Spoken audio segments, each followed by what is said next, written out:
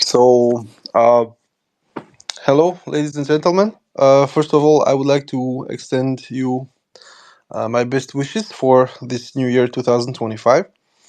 Um, Today, after a certain period of inactivity, the new space will recover more or less the situation within the Donetsk Oblast,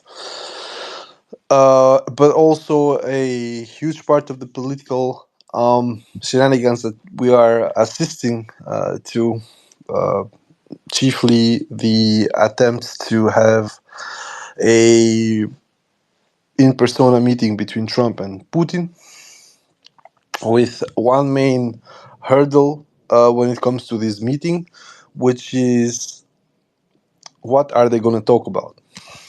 Um,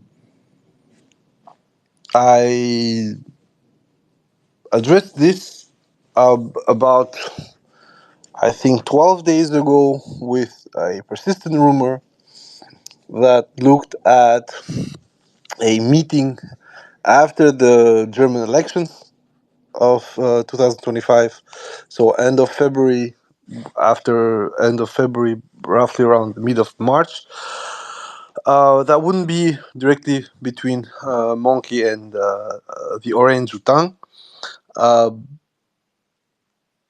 but would be between high enough invoice as to start a process of negotiations, a negotiation over how the war would first die down and then probably end.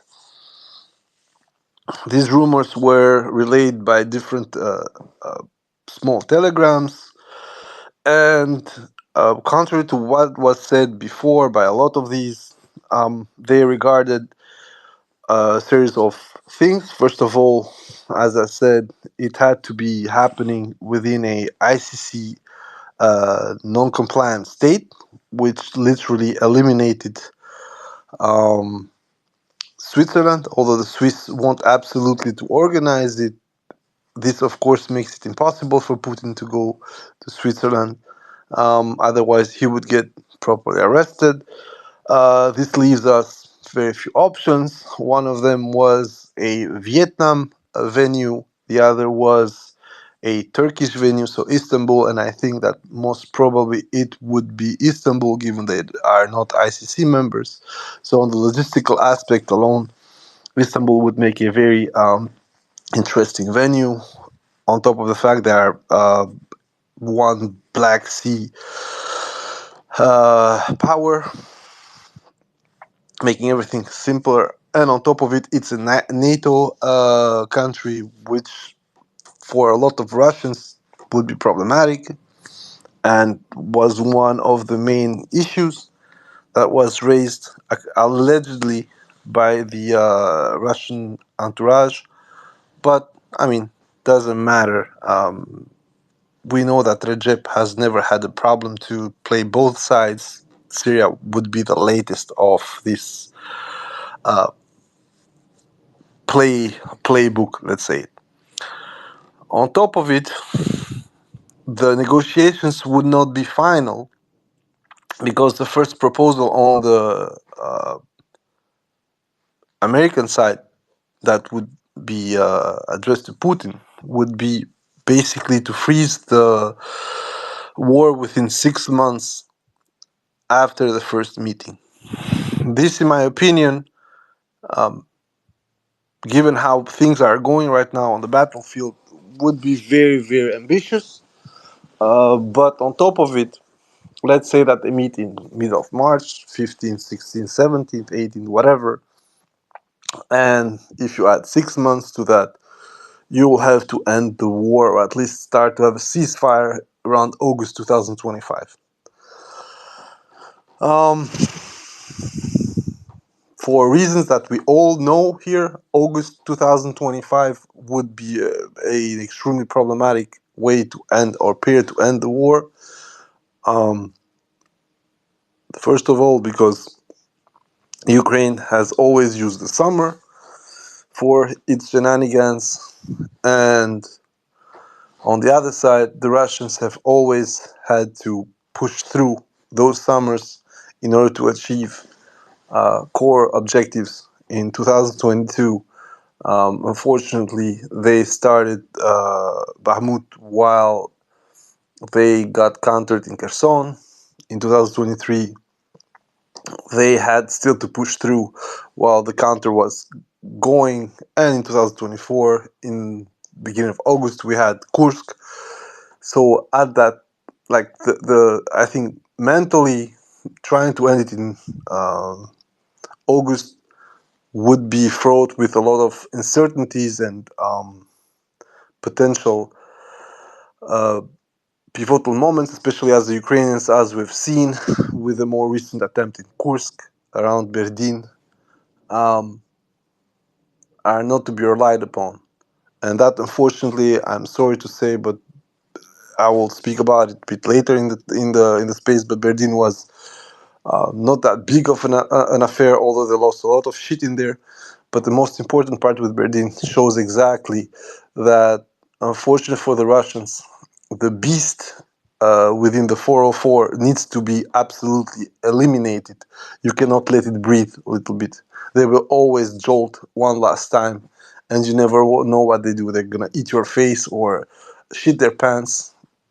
Both options are available. Berdin, they shut their pants, but as I said, they can always eat your face, and then will be in a position where you need to go a lot harder, and this and any kind of logic to at least pause the war and have somehow a level of tractation in order to have a solution that you like it or not.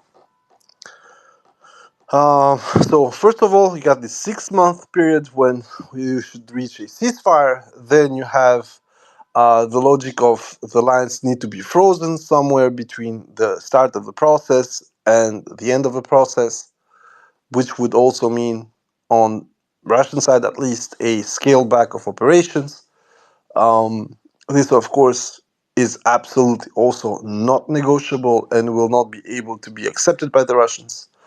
So, on that second part of the proposal, we can see that's dead on arrival.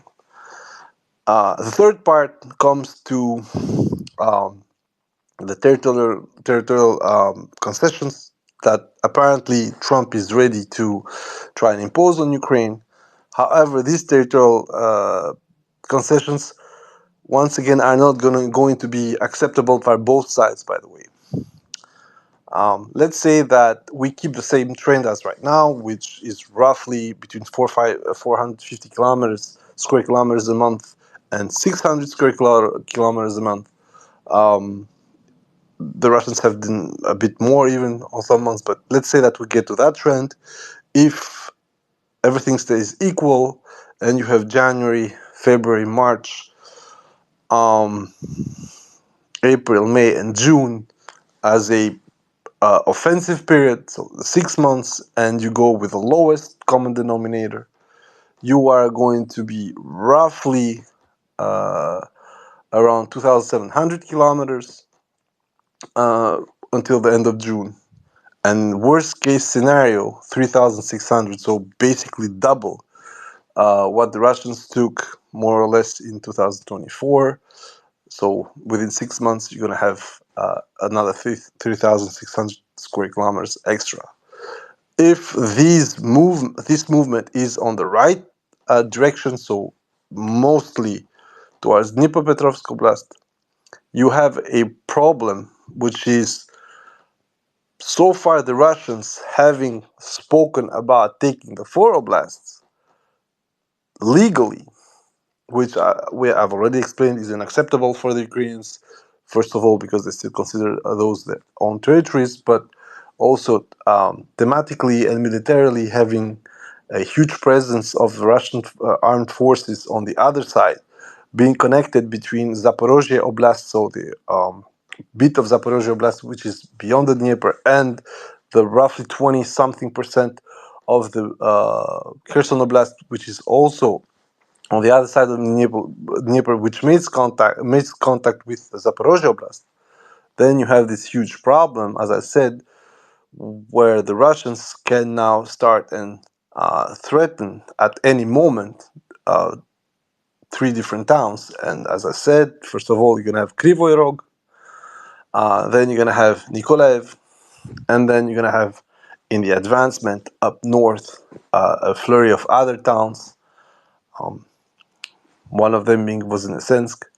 Voznesensk, extremely important in order to actually lock the passage between the western oblasts and the eastern oblasts that are not separated by the Dnieper.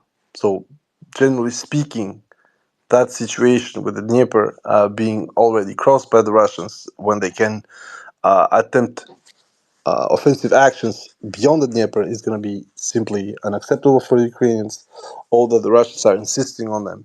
So there too, as I said, you're going to have a huge problem for the Ukrainians to accept any of this.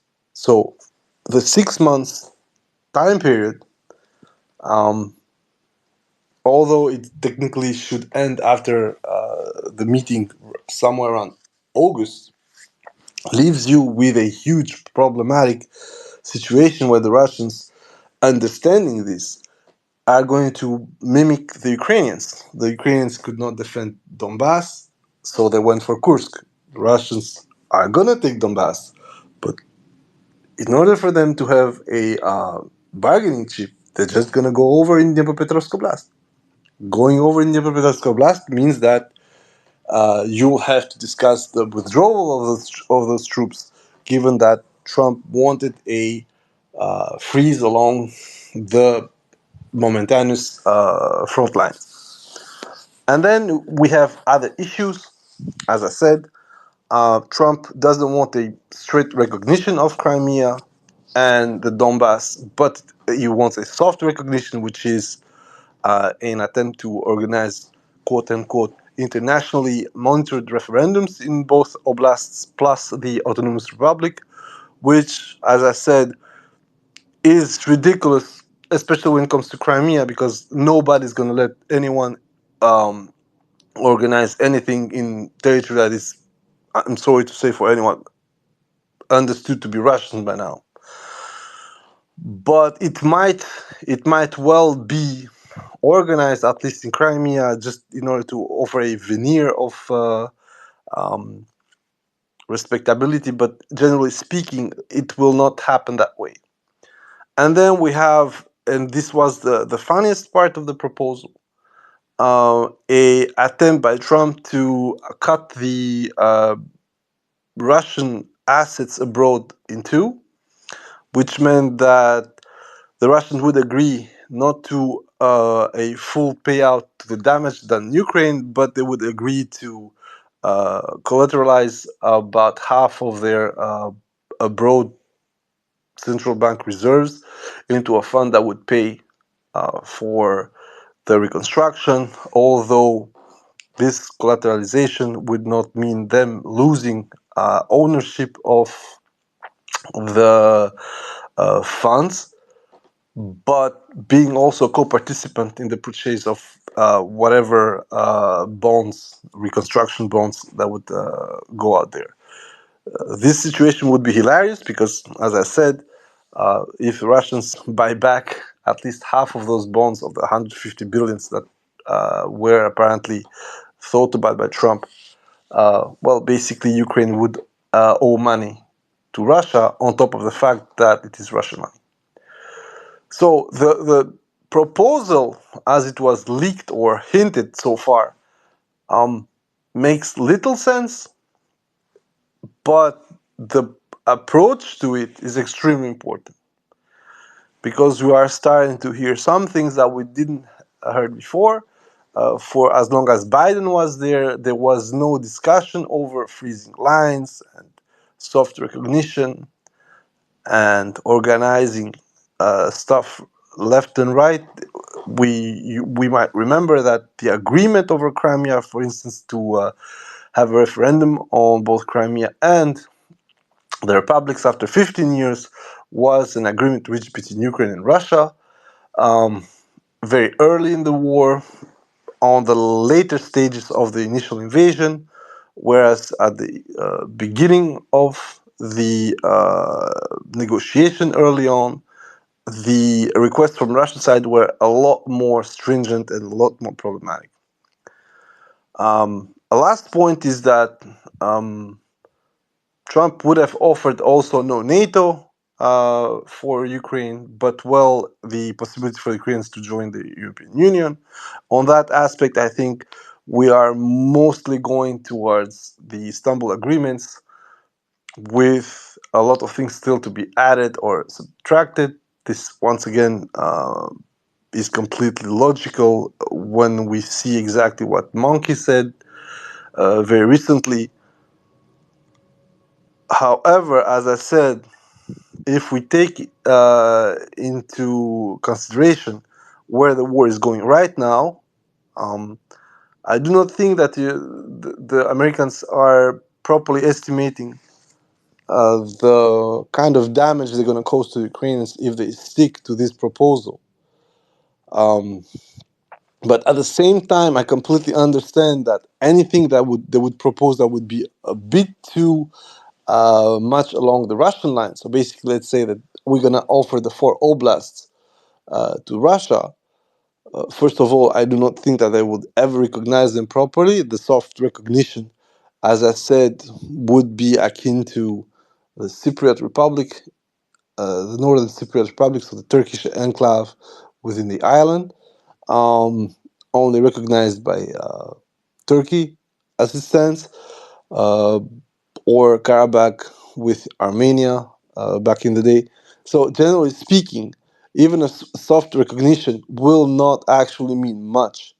Let's be honest. It will just, um, at some point, offer Russia some kind of relief when it comes to the expenditure on the war itself. But usually speaking, we're going to end up with a situation where you will have to militarize a front line, call it a frontier, a border, and then at any kind of moment, that thing can go south simply because um, the Ukrainian leadership, unfortunately, let's say it as it is, has not been defeated into battle.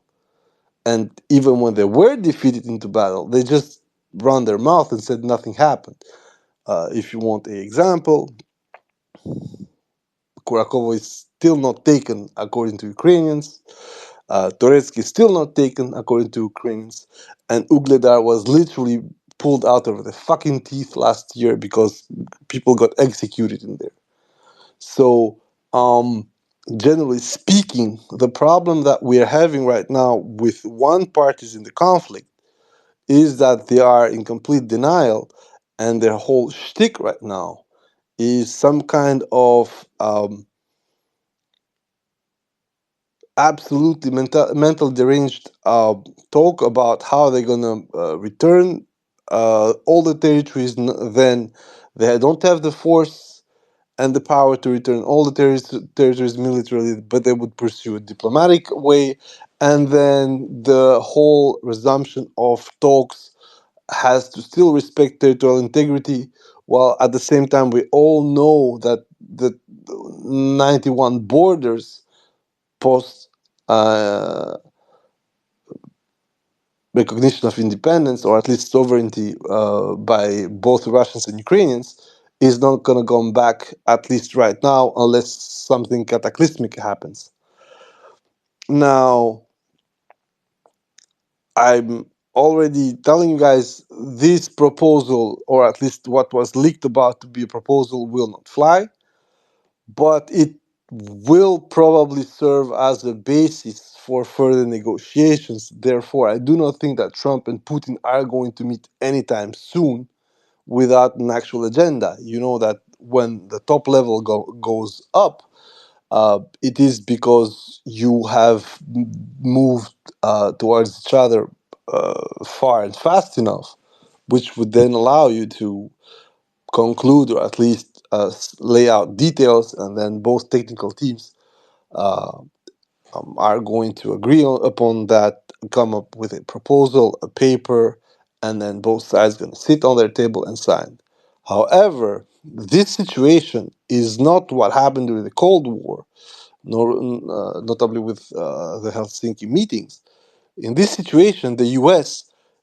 is now on the same role that Russia was during the 2014-2015 uh, war, where Russia has used a proxy plus its own troops to achieve a certain result, and Russia wasn't there as signatory.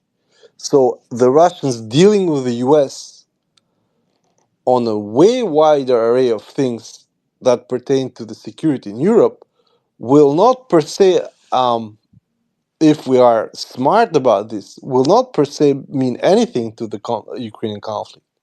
Of course, it would mean a lot to see Trump and Putin speak about that, point to a certain resolution, but nobody's gonna force Zelensky, of course, unless he gets two to the chest, one to the face.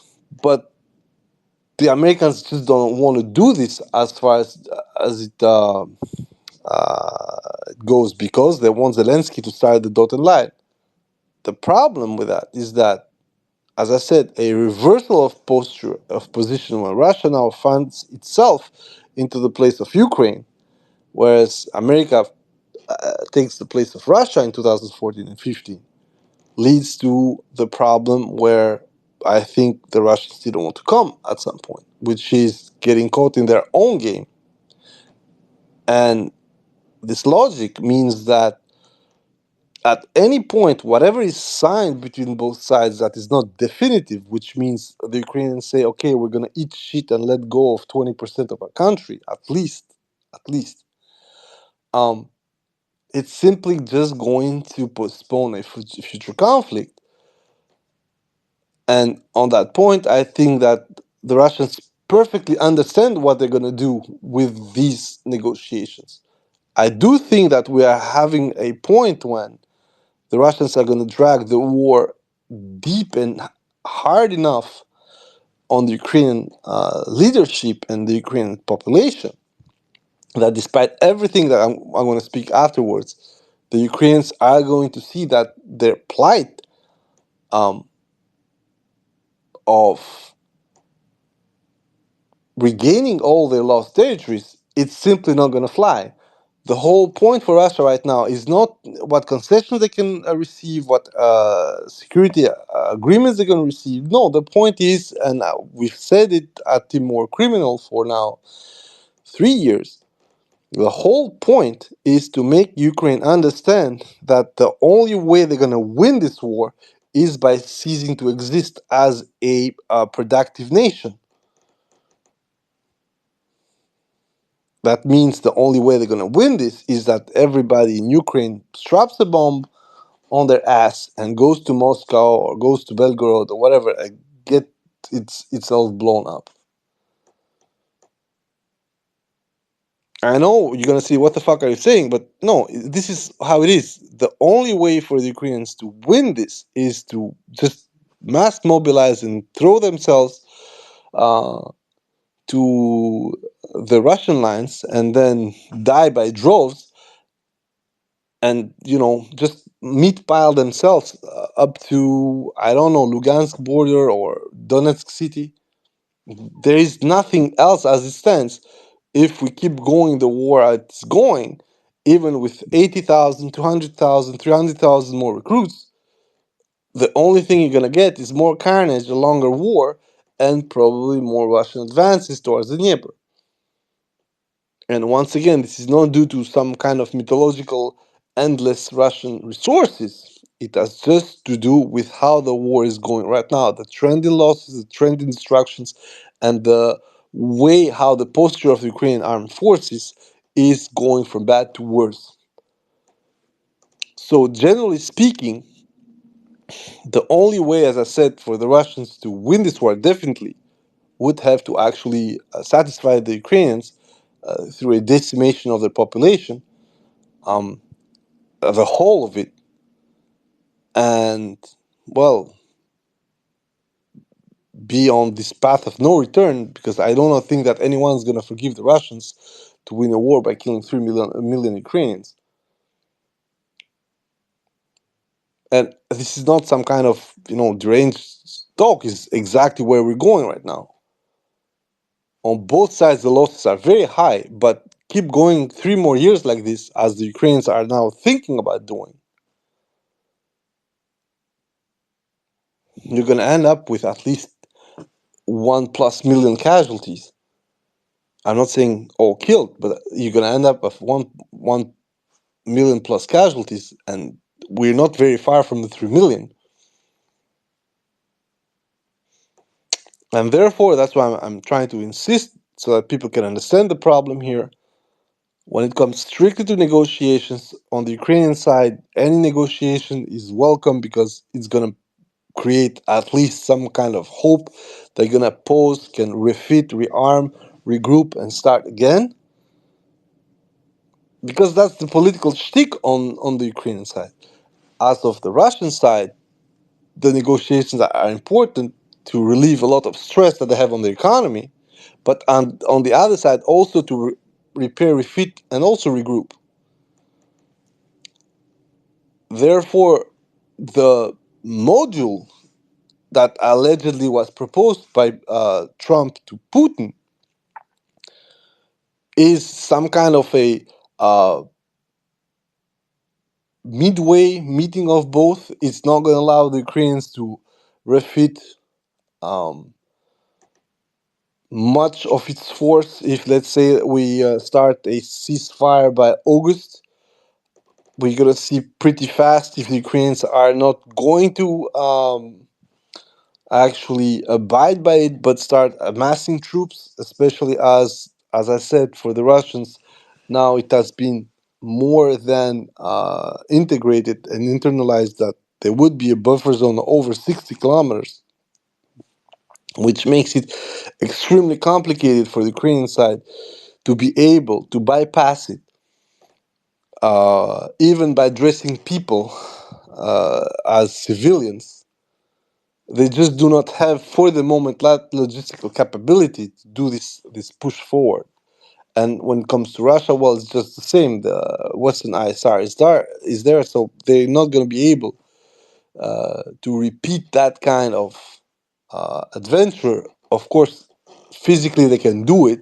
They just like can break the peace. Let's say it like this. But then you will have to brace for whatever counter argument that would be inserted in that negotiation for both sides to reach ceasefire. So maybe, who knows, there's going to be some kind of token American force that would be intervening, be that part of the Air Force, strategic force, whatever. It doesn't really matter. But the point is that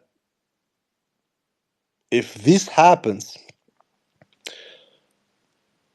it will not be able.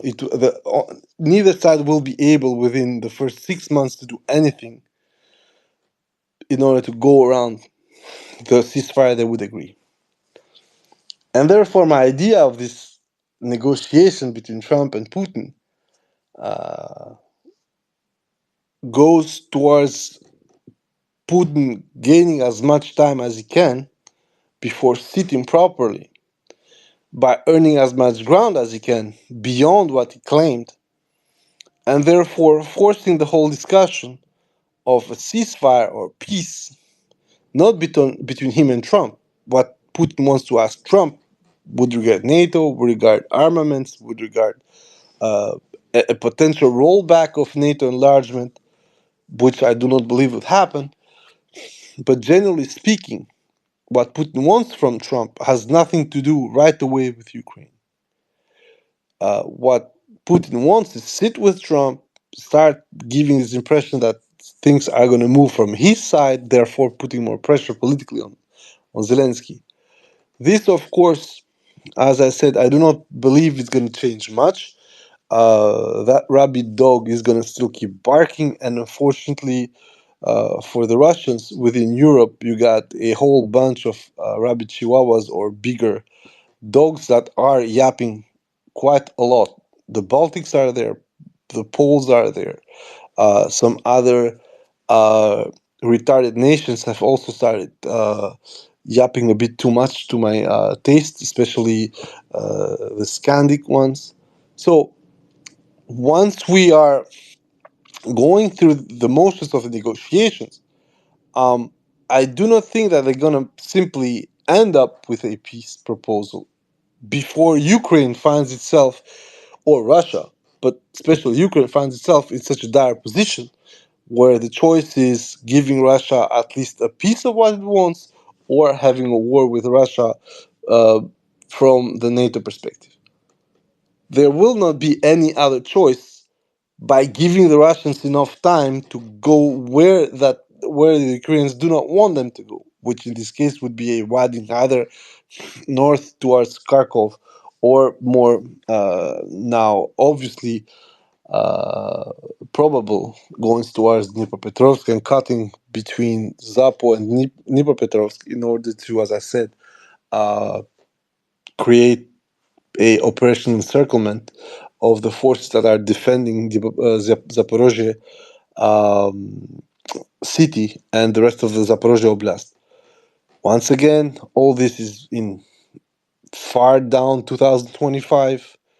And also, we need to understand exactly where and how these people are going to start meeting each other and why. It would be extremely weird to have a start of negotiation by the heads of state. It would be a signal of both sides trying to, find a solution.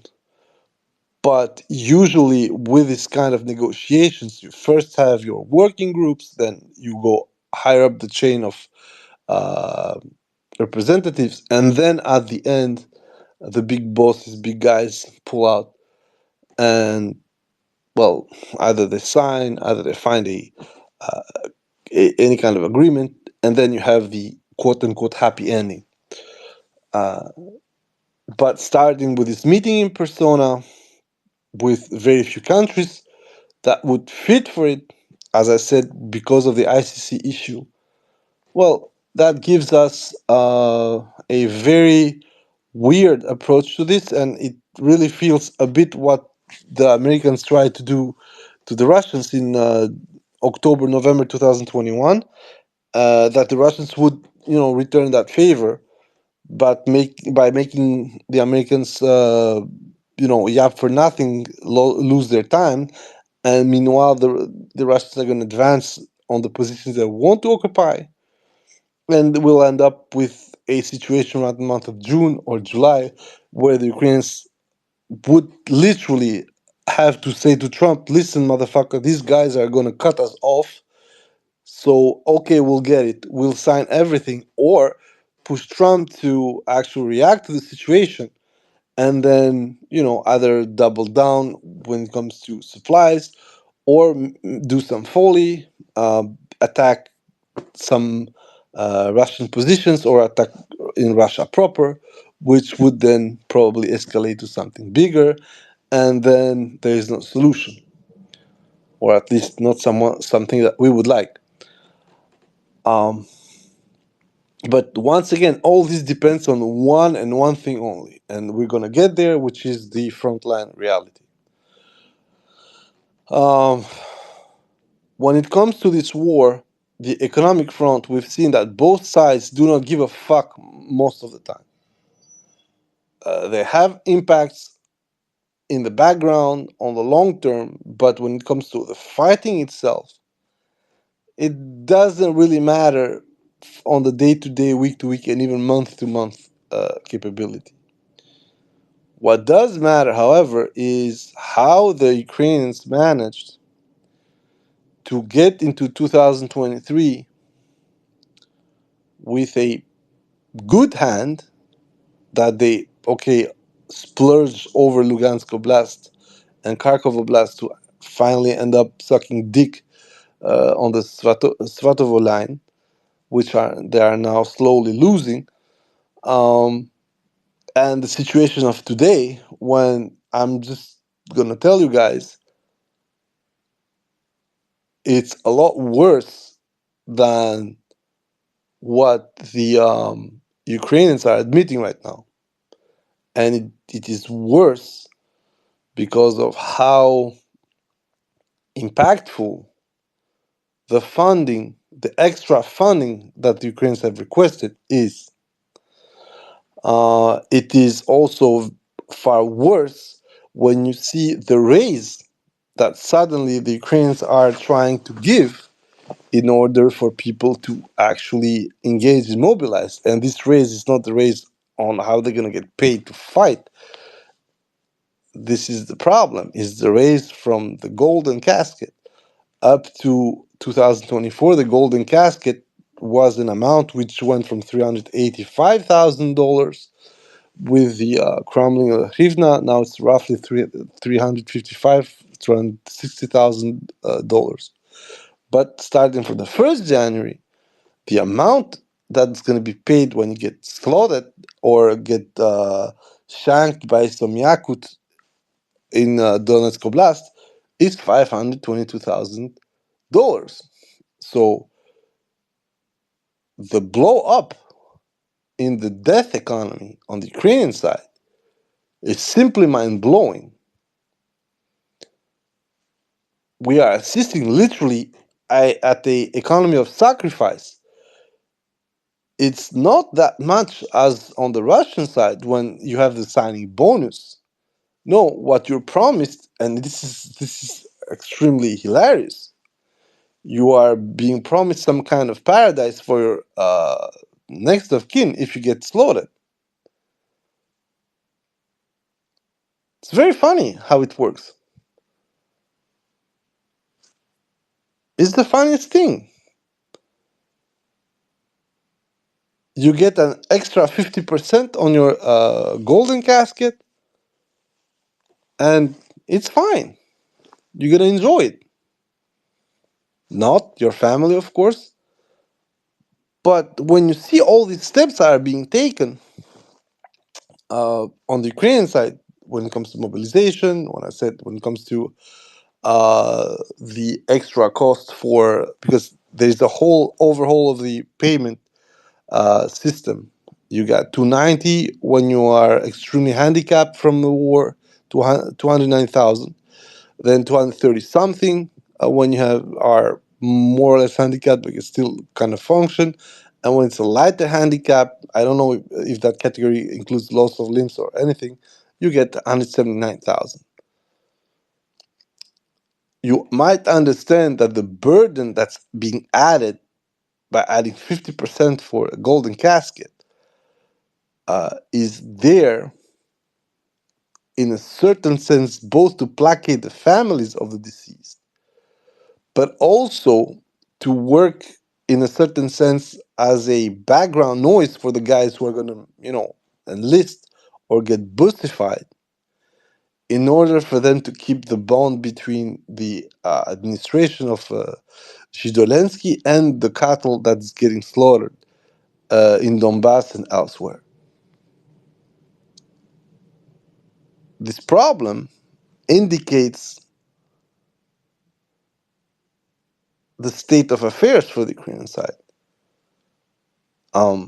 Accept that you're going to lose your husband, your son, or your cousin, your granddad, doesn't really matter who it is. You're going to lose this guy.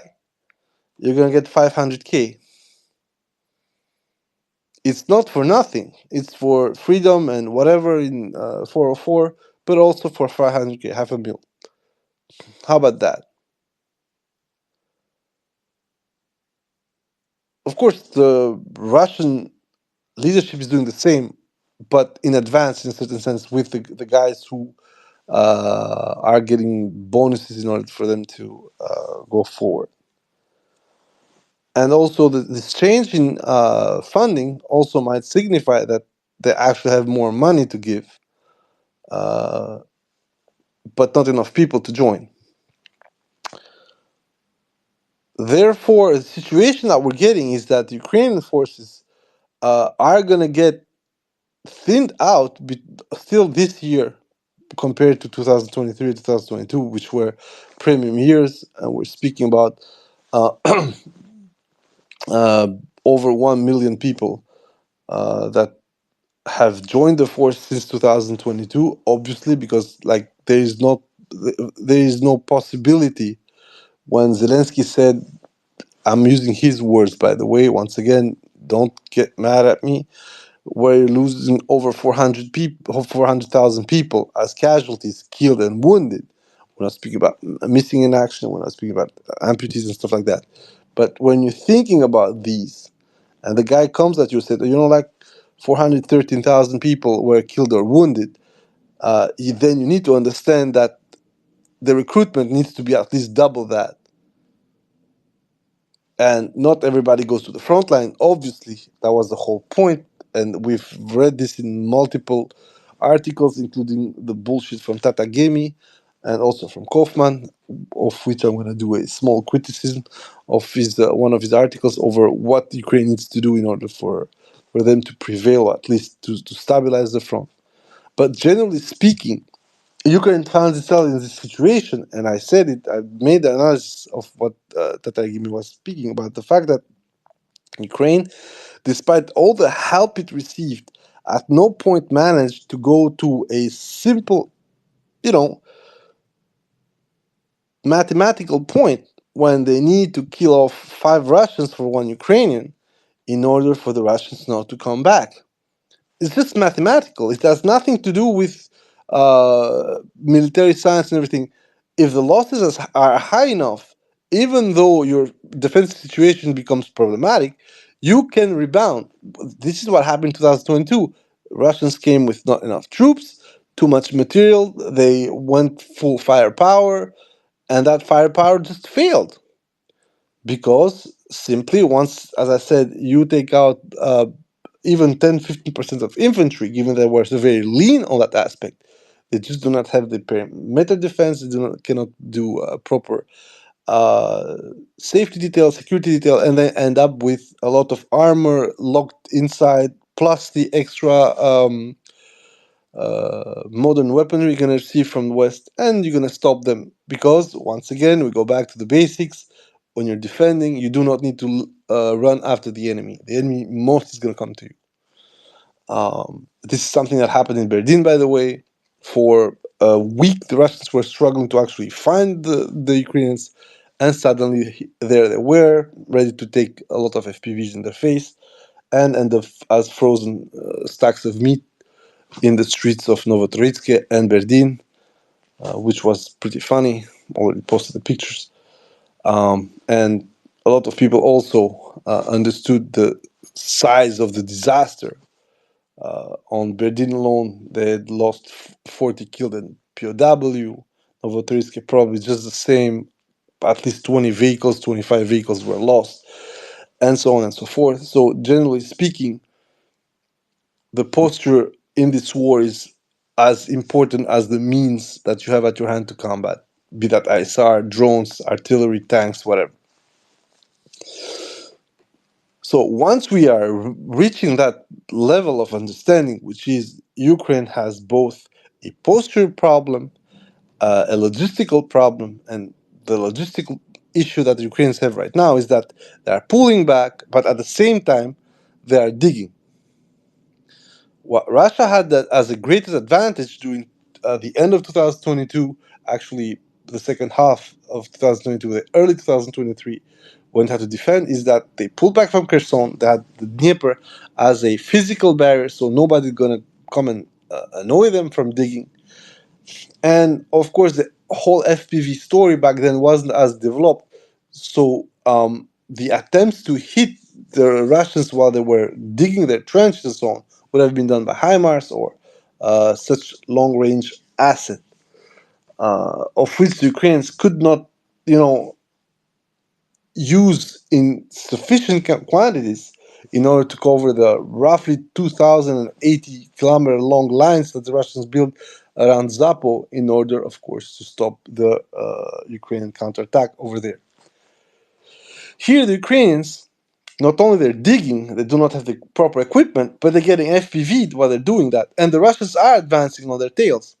So the troops and the military equipment and the assets that the people need to use to defend themselves at the same time are cut in two, or at least a portion of it, is devolved to actually creating defenses behind the line that these guys are trying to hold. And I actually had such a discussion over how the Ukrainian lines are of low quality, not because these people are stupid, because we saw that at least a couple of lines that were taken recently in the Pokrovsk area were deep, well built. You had a cover on the overhead, you had concertina wire, you had a lot of stuff in there. But that's the outlier that actually shows that whereas most of the trenches should be like that, most of them are not. And that is due not as much about funding or equipment, it's just due to the fact that that trench is often 2, 3 to 5 kilometers behind the front line, which already gets pelted by FPVs and other nasty shit. Imagine you're doing your trench work with your donated excavator and you eat an FPV, a Zala, or whatever. Work stops, your equipment is burned, you need to wait 2, 3 more days. In 2, 3 more days, the Russians have already joined the line, and the people who are defending that line are coming to join you and said, bro, just move out. So that 5 kilometer line now is displaced 5 kilometers behind it. Plus, there are obvious issues with the building of these lines because they need to be done fast. And we end up with a situation when the lines, a bit like what I was complaining about 2023, in March 2023, regarding some of the Russian lines, you end with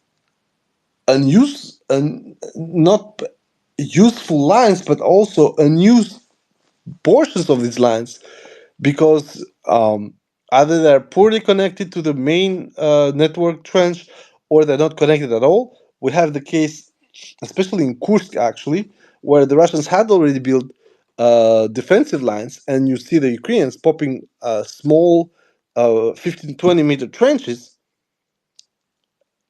and they get overrun. And you see that the Russian trench that is supposed to help them is 50 meters behind them, but it's not connected.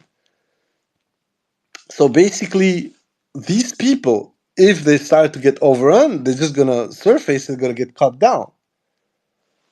This once again shows that the Ukrainian leadership, especially when it comes to the military thinking about it, um, I'm not gonna insult them, but simply they were too short timed. Their projection seemed to be roughly 3 months. And these 3 months obviously are not enough for the lines that they have right now to hold. And of course, it seems like overreaction and exaggeration because people are going to say, yeah, see Chasov Yar, see Ugledar, see Verkhokamyansk, see this and that. Yeah, sure, but I'm going to be the first one to tell you, fucking look the line southwest of Pokrovsk. Russians cut the highway there. They are completely spreading. We are now with a beachhead of over 8 kilometers over there, which means that from the western side, there is no highway passing through there anymore. The railroad has been cut for a while because there was a train hit leaving Pokrovsk on that direction. But generally speaking, Pokrovsk now has no other possibility that to be resupplied by the north or northwest, because on the east side you're gonna hit the snag with now the Russians overtaking Vozvizenka and going to the exchanger. As I said, that they should have done it around the month of October, but better late than never. Um, Specifically speaking, the Ukrainians are in the situation where they know they're in the shit. They know they need to do things, but they're doing everything as fast as they can, as well as they can. Unfortunately, as I said, this splitting of forces and this absolute intent of keeping Kursk, but also other points of defense active with localized counterattacks, and we will speak of that, especially with the numbers that we are getting from everywhere, especially oryx, means that actually you are burning the candle by both sides. But this is not the whole front. This is on every aspect. You got 100 guys digging trenches 5-10 kilometers behind the line, which is held by another 100 guys from the same core units. Whereas the Russians did that with a certain order. They grounded trenches. They had the time, thanks to the Dnieper. They were grinding the Ukrainians in Bakhmut. They started to creep up north towards Kupyansk. And this initiative allowed them to have enough time to finish up the earthwork for the defense. And once, quote unquote, the job was done and the Ukrainians were ready for their counterattack, well, they found out the hard way that their mistake was not as much to have tried to defend Bakhmut. Their mistake was to not have interrupted the Russian building process and trench work process. Here, there's nothing to stop the Russians from running on your ass. Oh, yes, you're going to have some FPVs. Yes, you're going to drop some bombs. And yes, the losses are going to be consequent on both sides. But that's your problem. That's where attrition is extremely important. That's why your logistical organization is very important. You are not being able to stop the Russians through the attrition that you're inflicting them.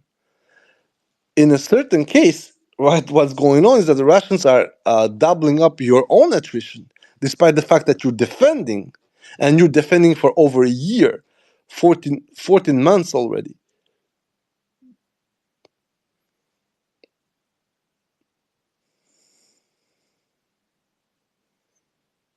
And you end up with this situation when the only thing you can say to the Americans right now, and therefore that's why I think that Trump wants absolutely to have this meeting in order to, I don't know, draw a line in the sand of, you know, make some bombastic announcement to the Russians, which, in my opinion, he shouldn't be doing, because the Russians are going to go even worse at that.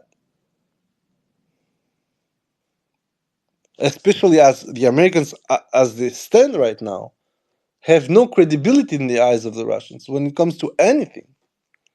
The only credibility is to, as I put at on the title, to exert more pressure on the Russians. But when it comes to discussion and trying to, quote unquote, tone down the Ukrainians, the Americans can promise whatever they want. They've never done anything like that.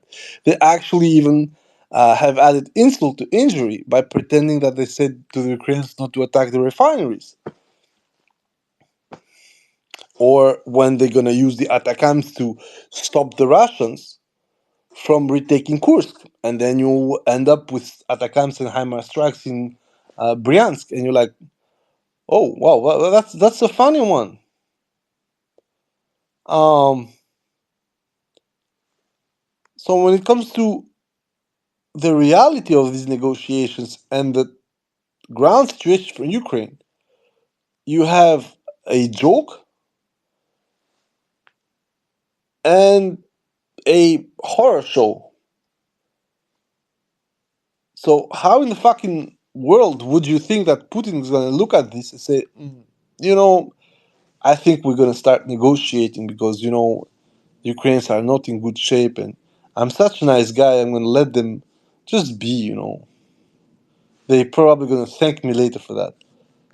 That kind of Putin, if it ever existed, is gone since 2023. And Kursk made everything worse, which is why we're seeing the Russians literally encroaching toward Dnipropetrovsk.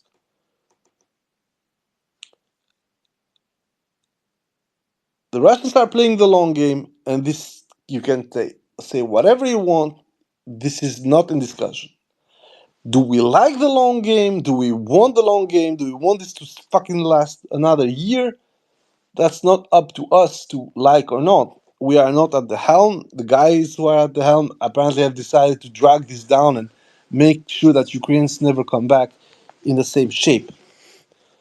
Although as I said, it would still be a huge problem to, even if you take the fluoroblasts and some extras, it will be very complicated for the Ukrainians to actually do anything else but gear up for another round.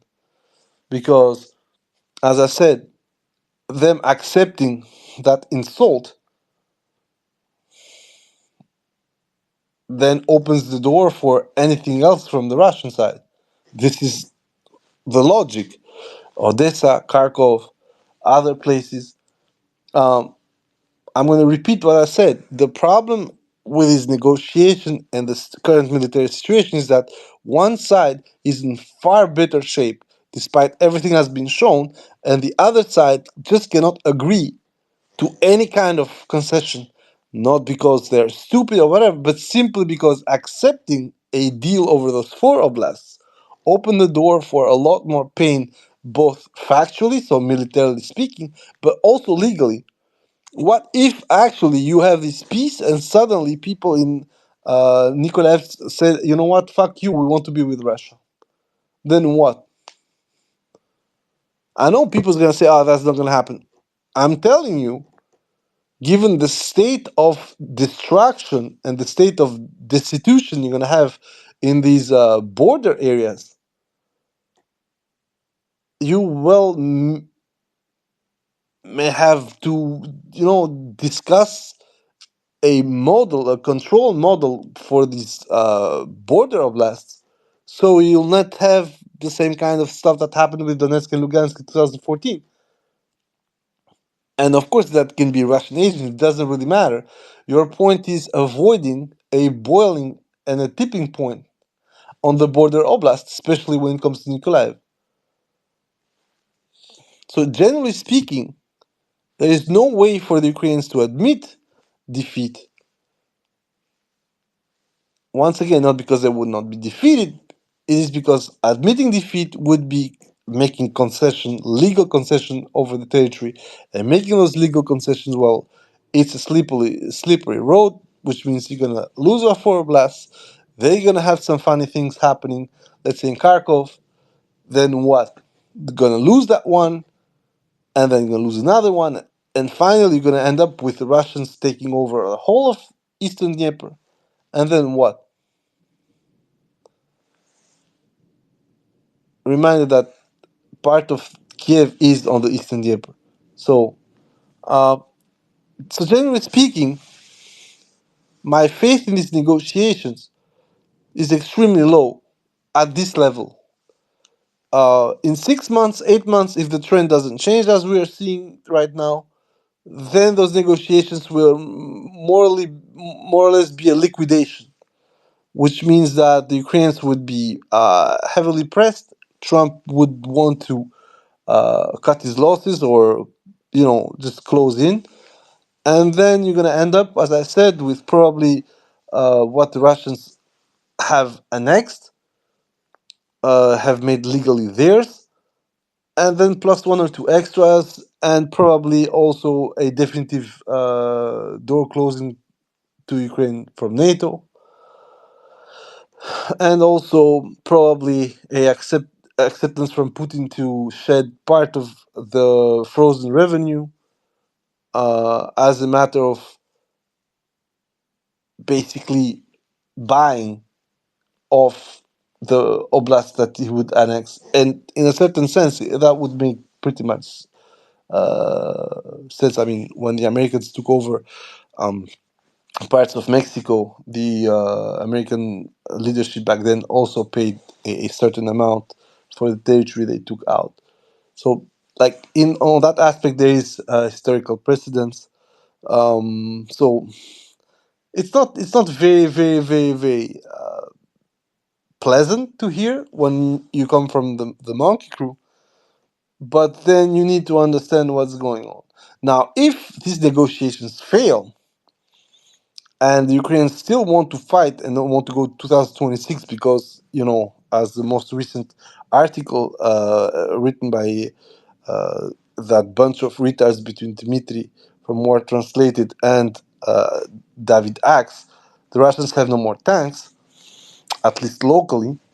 Um, then of course you're gonna have a worsening of the front situation for Ukraine, quote unquote, before it gets better, uh, which, in my opinion, would be just a stabilization over certain defensive lines, with the Russians simply having gained enough land to signal a drastic change in the posture they're going to have, which is let the Ukrainians come. Because at the end of the day, right now, we've seen that the moment that Ukrainians get out to fight, the losses double.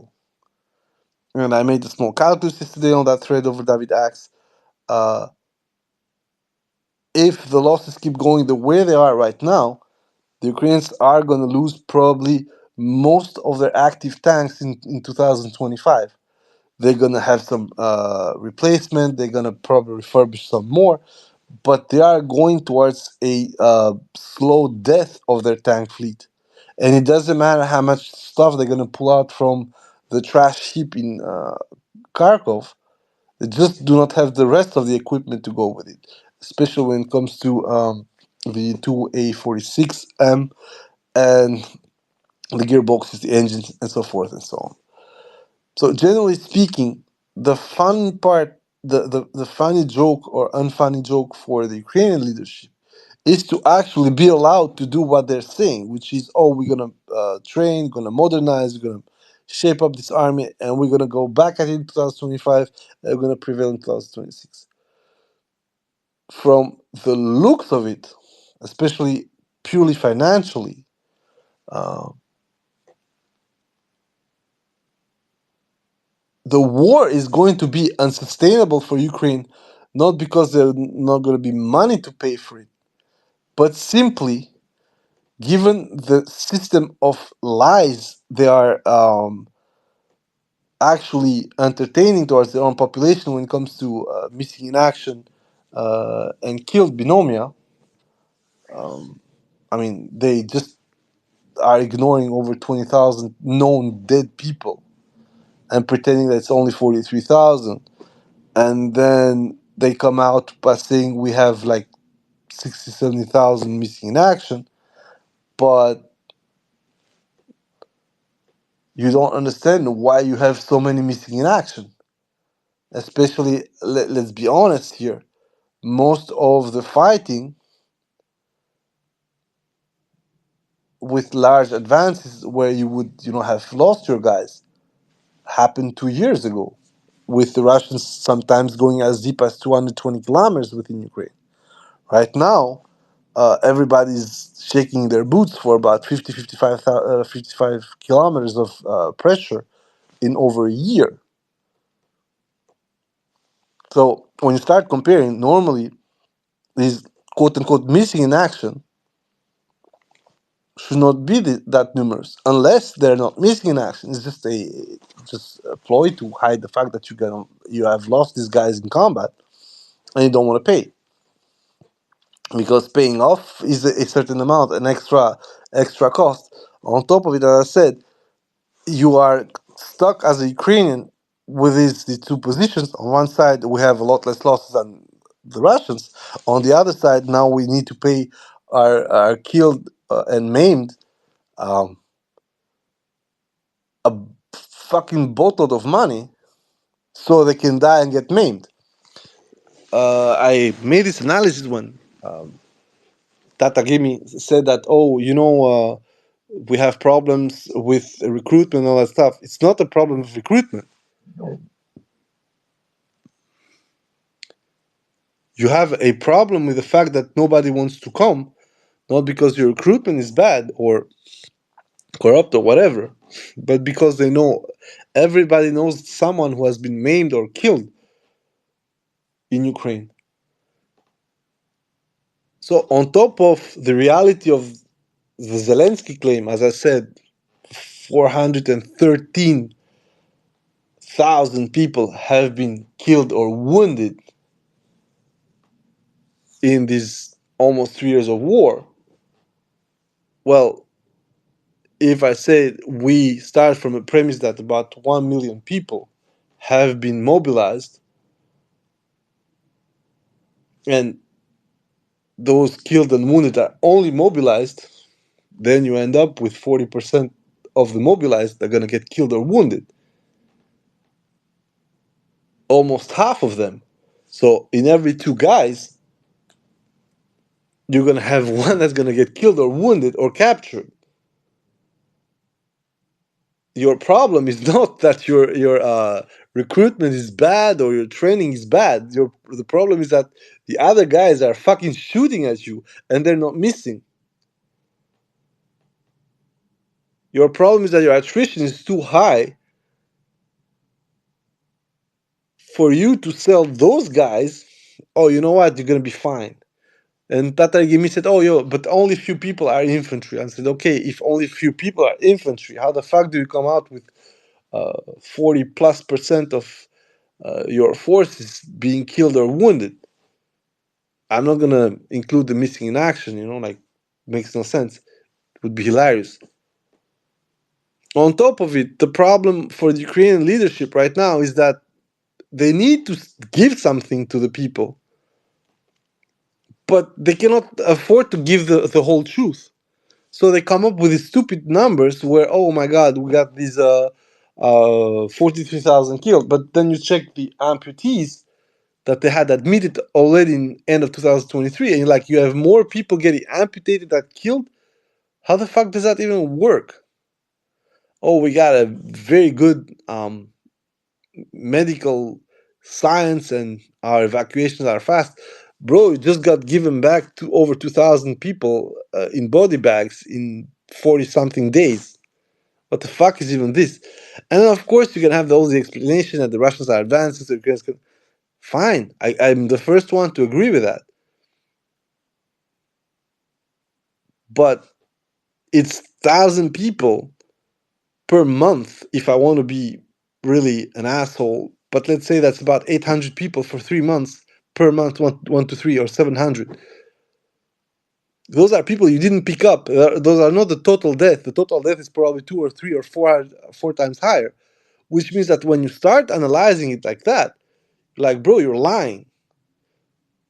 So you have all this tree of lies being shaken by information that they have to give you in order, for the crockpot not to blow up.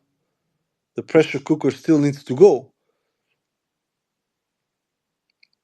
But at the same time, the same guys go after, mappers like Deep State, and literally now, if you check what happened after Deep State got fucked by the SBU, look at the advancement. And Deep State now starts to be literally late or ignore stuff that is happening. In Kursk, for instance, the whole northeastern space, the whole place where the guys were running over Russians with strikers, that's gone. They're not there anymore. On Deep State, that area is still blue or gray. But if you cut it out on the blue, you have 16 square kilometers less already. And that thing puts the whole salient going through the rail line towards Suja in jeopardy. So you are going to a process of major lying, literally a rerun of what was happening with the Russian Izium grouping in 2022. And this bodes nothing good. Their only luck right now is that the Russians aren't that fresh. And therefore, I think this is also one of the biggest issues that Ukrainians have right now. They do not want a ceasefire because they still would not have the general initiative in there. They would still have to defend right away, front to front. They're going to have another Avdiivka kind of situation if they have a 3, 4, 6 month ceasefire. And you can also see how the Russians operated in there. You see the cities falling. Velika Novosilka is almost being encircled. Chasov Yar, everybody's complaining about the fact that that city is lost, and Chasov Yar opened such a fucking Pandora box for the Ukrainians. It's not even funny. They lost Donetsk, although the Russians haven't announced it yet, but we see the geolocations, we see where the fuck they are. They lost Kurakovo. Velika is gonna fall. Chasov's gonna fall. And then you're gonna have two main battles for 2025 as I'm seeing it coming. One is gonna be Konstantinovka and the other is gonna be Pokrovsk, plus Mirnograd. And you are going to end with a situation where both cities are extremely strategic for you. And in a certain sense, I would, if I was the Ukrainians, I would rather lose Pokrovsk, although the implication would be that the Russians are going to be in Dnipropetrovsk Oblast right away. But that's okay in the sense that on both sides, it's like a kind of small desert in there. So you can still hold them off with FPVs and shit. But once you lose Konstantinovka, then you're going to have the gangrene going up the sister cities. And within 3 to 4 months, you're going to start defending Kramatorsk and Slovyansk. And once those are gone and Pokrovsk is gone, the whole war, on at least on the Russian side, is over. The Donbass would be mostly taken. And then you can just like get the fuck out of whatever you are in Kursk, if you still are in Kursk, which I do not believe. But then you're gonna ask for the maybe 800,000, 2,000 square kilometers that the Russians would occupy in Dnipropetrovsk. On top of it, you don't know what's gonna happen because that push in Dnipropetrovsk Oblast will also put the bejesus of the troops that are defending on the Orekovo front line. They're going to have the feeling that the Russians are going to come on their back, which is logical. And then they're going to also pull out. And suddenly, what started as a bad joke, which is Avdiivka, ends up with you evacuating probably 8,000 square kilometers in the worst area possible for your defense. While on the other side of that area, so basically northern Donetsk Oblast, they are taking what matters to you when it comes to Donbass being Ukrainian. And this is it. If that thing goes that way, and if the Ukrainians do not actually change this trend, even half of all these objectives, so even just Pokrovsk plus an advancement against Dobropila, ends the game. And it doesn't end because Ukrainians would be defeated in detail. No, it ends because Ukrainians, if they want to reconquer all this shit back, are going to get submitted to the treatment they gave to the Russians while they were advancing. And you can understand what the consequence is going to be. You had a vision of that with Zaporozhye. And even with Kursk, maximum penetration was 30 kilometers.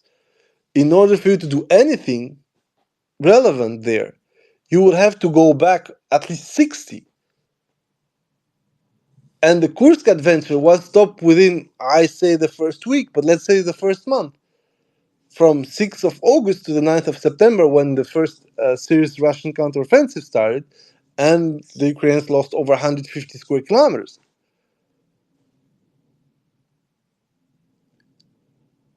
So you're going to have one other month to run down 30 kilometers on a rather narrow advancement on the areas that you lost. And then what? You're going to get bogged down, the Russians are going to push you back, and you're going to restart the whole Sisyphus situation.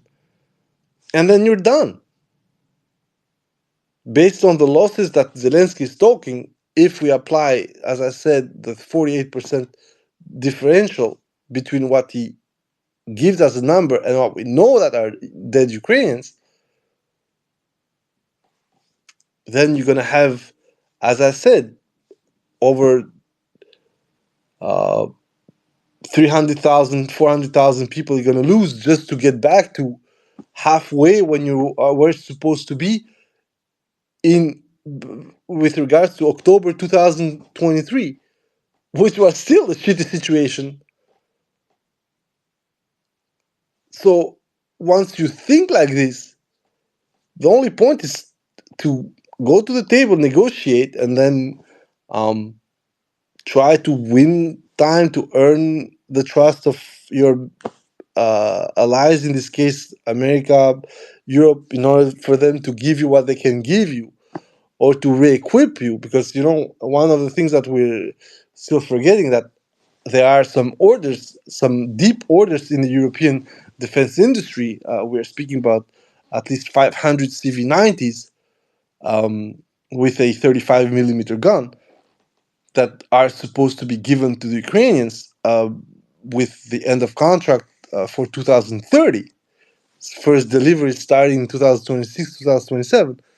So Ukraine is going to be rearmed at the same level that they were before the war. Number wise, probably not. Quality wise, they're going to be uh, wielding a lot more punch for sure. But with the biggest difference is that most of the equipment, supplies, and the rest of it would still come from abroad. So that choke point will still exist. Now, to counter this situation, to give them a little bit more hope, the Ukrainians are doing something that I spoke about somewhere before the end of the last year, which is trying to replicate what they could not do with enough equipment, because the Americans would not give them, simply because logistically it would have been almost impossible, enough long-range strikes in order to do as much damage as possible to Russia. So what they're doing right now is that they are using more of these weapons that are difficult to intercept against closer targets. So they are going against Bryansk, which is part of a different ploy than simply, deep strike damage. For Bryansk, I think they are also trying to scare the Russians into some kind of operation in the area. Although, as I said, it would be even worse than Kursk because of how the salient in Bryansk is laid out. And on top of it, that would 100% expose them on their flank, from the Belarus flank, to deep strike packages from the Russian side, while they could not reply because it's Belarus. So that would be a big no-no to extend the war between both countries. Although I think that for some Ukrainians in the Ukrainian leadership, they think that they can just, tear down the house of cards when it comes to Belarus. But the difference is that um, they are at least as delusional right now as Putin was probably between 2021 and 22. And you can notice this by the way they are both using the current long range strikes, but also absolutely not benefiting from them whatsoever. There is a logic. Right now, the 2 or 3 acetone plants that have been targeted probably have to do with part of the residues that are needed for explosive primers and manufacturing, but also most probably with the fact that the Russians are one of the leading exporters of fertilizers. And for instance, the production of methane is part of this fertilizer business, which means that now the Ukrainians are trying just to hurt the Russian pockets and do damage in attempt to, let's say, just get back at Russia in a certain sense. Whereas the Russians right now have not gone into this mode because, as I've already described within the group, if the Russians wanted to actually go the war criminal route, they have the possibility to start a systematic campaign against large Soviet blocs, especially in Zaporozhye, and start a strike, a daily strike of 20, 30, 40 UNPKs, and systematically start destroying parts of micro districts within the city, therefore pushing the life away from it and make it simply a burden for the Ukrainian forces and Ukrainian state to actually sustain these people, relocate them, feed them, dress them, heat them, whatever. Um, that practice started initially around the month of September, October, and then it mostly died down. Probably because the Russians wanted to communicate to the Ukrainians that we can do this, just shut the fuck up. But of course, as I said, and this is one of the things that really irritates me in this war, one side does not seem to understand their position. So when the Ukrainians are launching these drones and making damage, and then they're getting the damage back, their first instinct seemed to be like, yeah, we're gonna do something else. And I'm like, if I got slapped, I would try and think maybe the next slap I'm gonna receive is gonna be a punch in the face, and maybe after the punch it would be a baseball bat in my face, and after the baseball bat maybe it's gonna be a bullet in my face. The Ukrainians have decided, in a certain sense, to just completely forgo all this shit and say like, yeah, you know what, we're gonna still get bombed, so what? And this mentality might well be interesting when it comes to the resistance, but given that the other side now is not considering you in this equation anymore, I'm speaking about the Ukrainian political leadership here, what you are doing is just killing more of your civilians. And of course, it's not you pulling the trigger, but it is your actions getting to the Russians to fire at you. Of course, people are going to say this is not how it works. I'm blaming the victims. There's nothing to do with the victims here. This is just how the Ukrainian leadership understands the violence imposed to its civilian population. They're not defending them. What they're doing is they're counterattacking. And in a certain sense, yes, it's mostly the only thing that they can do. They cannot shoot the Russian planes dropping those bombs. They tried all the year 2024, and the latest damage to the airfields was around the month of October, I think, when they hit the plane. And since then, the problem is that, well, they just cannot stop the bombs from falling. Now, once we get to this point, so we're 2025, we got a string of losses for the Ukrainian side. We see that their tactical situation in most areas is not good, that the strategic choices are very bad. Now we learn that Zelensky stopped creating new brigades, but will corral most of the recruits to the existing units. And I'm like, okay, so basically what you're gonna be forced to do, you're gonna train these guys, but you'll have to train them within their units. So the skeleton staff that needs to train, I don't know, 100, 200, 400 guys for a battalion or whatever, is going to be detached from the unit that is at the front lines.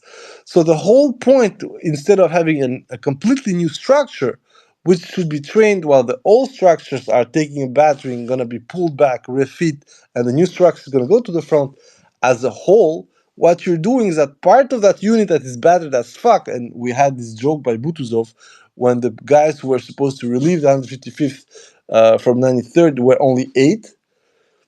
There you go, you got your problem. And a lot of people are going to say, but yeah, but the point is that these guys are not complete. That's why they ended up going only 8 there. And I'm saying there is a reason why these guys are not complete. Is that there is no other unit next to them to reinforce them. If you want to fight this war, and on that Tatagimi was right, you need a form of mobilization. You need a secondary, a reserve force. You cannot just say, you know what, all the new recruits, I'm going to drop them to the 47th, to the 82nd, to the 80th, whatever. They already did that. The 47th, actually, after getting his ass handed over by the Russians in Zapo, within 2 months was dumped immediately in Avdiivka. You remember first engagement, they lose another Leopard 2A6 and a bunch of Bradleys. The I'm going to repeat, your biggest issue when you're now a Ukrainian military leader is to find some kind of divine weapon that would start inflicting so many damage to the Russians that they themselves going to scale down their offensive actions. But it's not like that, and we have seen almost everything. 10 FPVs per soldier, 20 FPVs per vehicle.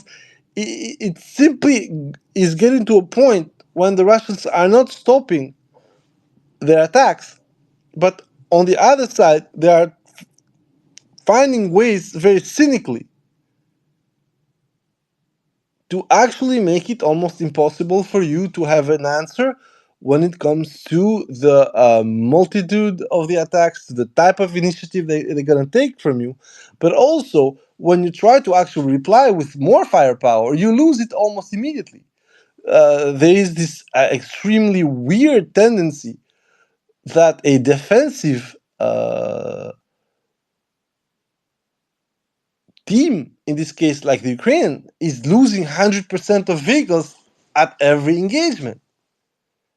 They send a tank to actually retake Pogrebki in Kursk, and they film this very nice moment when the tank is shooting all over the place, and it seems that everything's fine. Ukraine is going to take the place. Within 2 more minutes, the tank moves out, gets a optical fiber FPV in the ass, and is burning.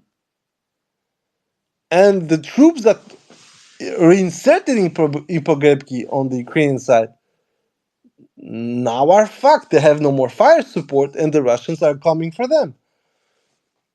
The whole principle of the Ukrainian defense posture that we're having right now looks a lot like the Russian defensive posture the first, second, and third month of the Zaporozhye counteroffensive. But they're going back. They're losing more equipment than they would lose normally in a defensive position, and they're not keeping up. The whole Zapo area landed the Ukrainians roughly about 300 square kilometers, a bit less, of advances over almost 4 months, more than 4 months. This month alone, on the southern Donetsk area, the Russians are going to do 200 square kilometers and another 200 something up on the Pokrovsk-Cheretino. Once you start thinking like this and start making the comparisons, you understand where the problem is. The problem is that the Ukrainian military force spent the whole year 2023 sabotaging itself by completely designing its operations on fairy tales and on the vision that Western weaponry that had surprised the Russians around Kharkov and elsewhere would keep that efficiency. But let's go back to von Clausewitz. Do not engage your enemy too long, or the enemy will adapt. The contrary also happened to the Russians. They used for over 2 months the alligators without any problem, and then they started losing a couple. And then at the end, in October, they got hit in their deployment bases around the Azov Sea and in Lugansk. So, once again, the biggest problem for both sides is to understand where they're going. But so far, only one side has that idea. And that side has changed its mind on what they wanted to do at least 4 times in this war. That's the Russians. But for the Ukrainians, we still do not understand what they want to do, because like when you think about Kursk itself, what was the goal? We are now 5 months, August, September, October, November, December, over 5 months after the start of it. And it's true, I would have expected them to leave the area on their own by now, because it's simply a mess. But what was the objective?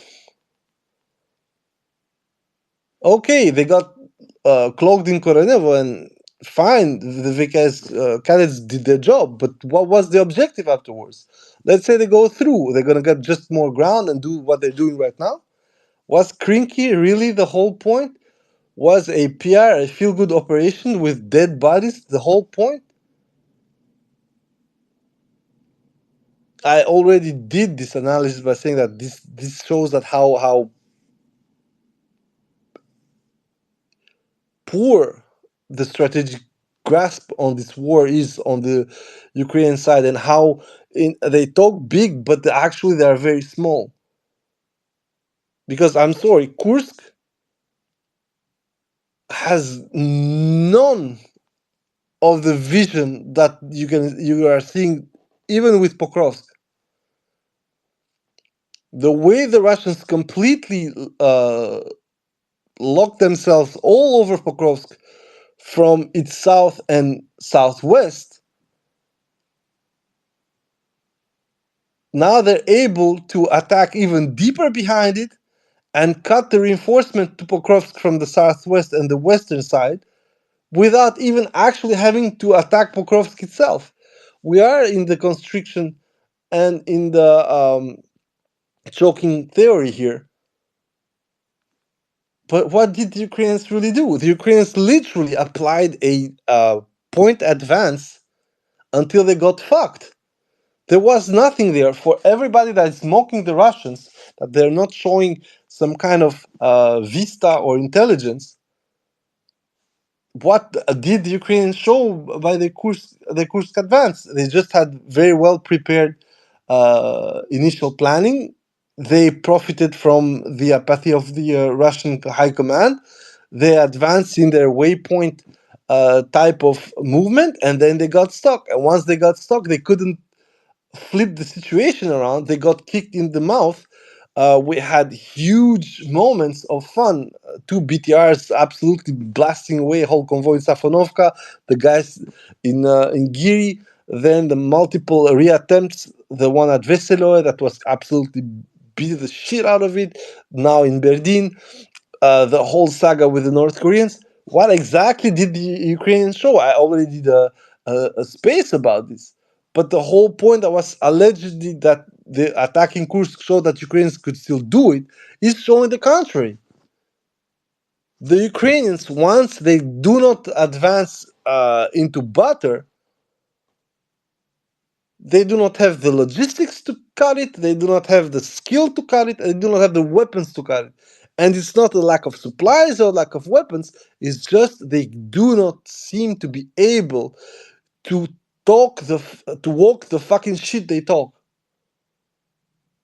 And yes, it's very funny to send FPVs via small boats to glorify skirmishes. I'm impressed by that. What I'm not impressed is how the fact they're not stopping the Russians from taking all the most specifically strategic points all over the Donbass, and then coming with bullshit like the Kortitsa literally said, which was like, we're still fighting Kurakovo. Bro, it's gone. Like, just get the grip. And these things, they are still not permeating in the Ukrainian society's skull, or at least they are okay with getting lied to, because for some reason the Russians are bad, and we don't get to hand it over to them, and I'm fine with that. I mean, we have been the proponents of the radical take when it comes to Ukraine, and To us, what the Ukrainians are doing is just forcing Monkey to do exactly what Monkey should have done from the get go. Now, there is a new development, and people call them firewall sanctions and stuff like that, which is the pressure from the US to disrupt Russia's main trade, which is hydrocarbons. And for that, I said, right now, it's not going to be much of a problem initially. First of all, because not the whole Shadow Fleet has been uh, sanctioned, and on top of it, there is enough equipment there, for instance, for some of the ships that currently cannot offload in China to just do a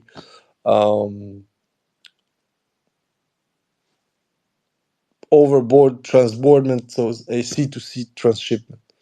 And then with a new boat that is probably not sanctioned to go to China, offload, go back, get paid. It's going to be more complicated. It's going to take more time, but that's the way that Russia shows it. So on that aspect, we are going to have the exact same situation we had initially with the insurance ban, uh, and then we're going to end up with the same solutions. Most of it is basically creating a parallel system, and this system, by the time that the Americans are going to sniff it out, you're going to have 5, 6 more months, which are going to give enough arm's length to the Russians to continue massacring the Ukrainians. And then you're going to end up with another brilliant idea on how to stop Russia, which by a blockade is going to also fail for at least what the Russians need to keep going with this war. And then you're going to be mid 2026. As I said, a bunch of dead Ukrainians all over the place. And finally, the Ukrainians are going to yield. They're not going to tap out. They're not going to say, okay, we surrendered. No, they're going to nudge Trump to start actually a real discussion with the Russians and say, you know what, guys, okay, maybe we're gonna let you win. You know, in typical pigger fashion, we're gonna have this contact. Now, if on the contrary, the situation is that bad that Ukrainians themselves want this respite, we most recently had the head of the Azov movement, Belitsky, saying that we need a ceasefire on all terms. If we need to lose some land, so be it. Of course, he said because we're going to take it back later. Um, if these people are saying that, you can understand why they're saying it. As I said, a lot of movements in Ukraine right now have had it with Zelensky. I'm not going to say that the whole army, because it would be a lie, but a lot of movements understand that the Zelensky approach will only have a successful result when the Russians actually would have bigger problems. But it took so long to get to any kind of understanding of the real situation, because in 2022 it was all parades and stuff. Oh yeah, we beat the Russians, we took back that much, that much, that much. But in reality, when you think about it, the real land that was taken by the Ukrainians from the Russians, I mean, through a fight and not through a decision to pull back. Of course, you're going to say, why did they pull back, so on and so forth. Fine, I'm not discussing it, but the real actual fighting uh, Reconquista from the Ukrainian side was roughly 17,000 square kilometers, which is not little, but that was it. Whereas most of the land they quote unquote recaptured was literally vacated by the Russians for obvious reason, bad planning, gesture of goodwill, and a attempt to sway the Ukrainians to accept the deal.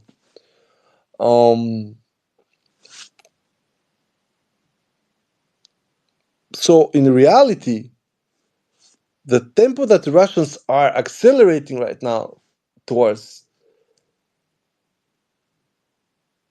and that has no reply from the Ukrainian side, is just leading this whole discussion to the abyss, which is, as I said to you guys, let's say that instead of 3.6 in 2024, you go at 7.2 in 2025.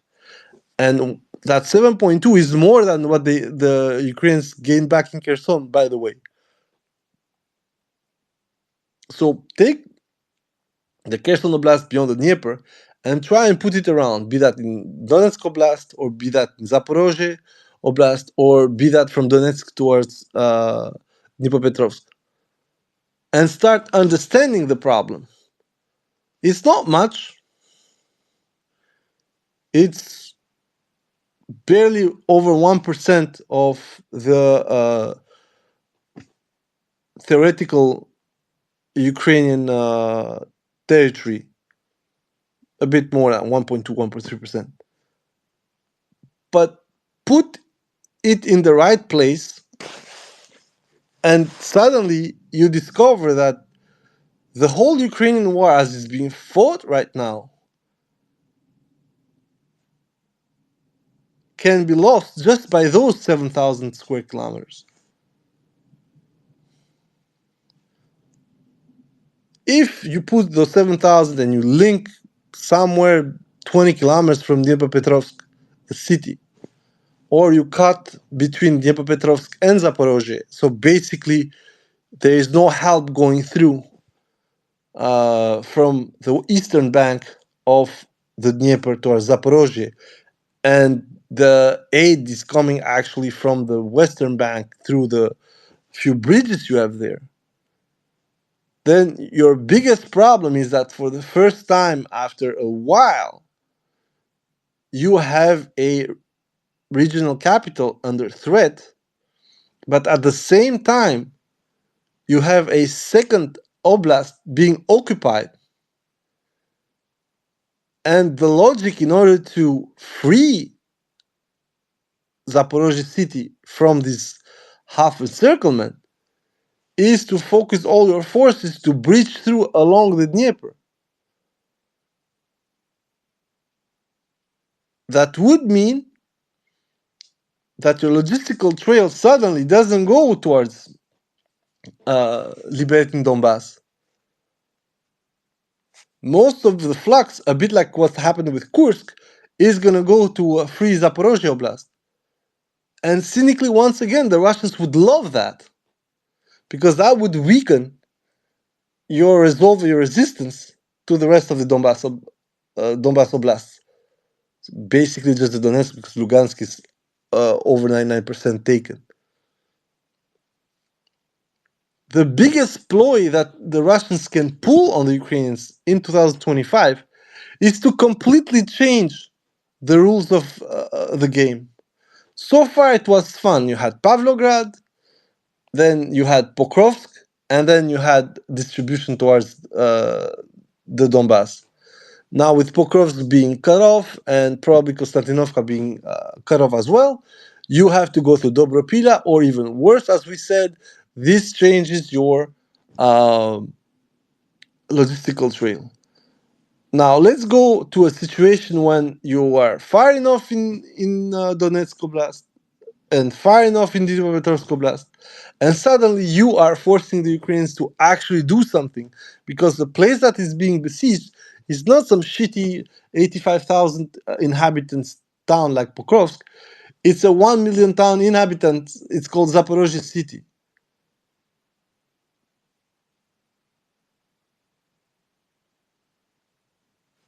And then you have it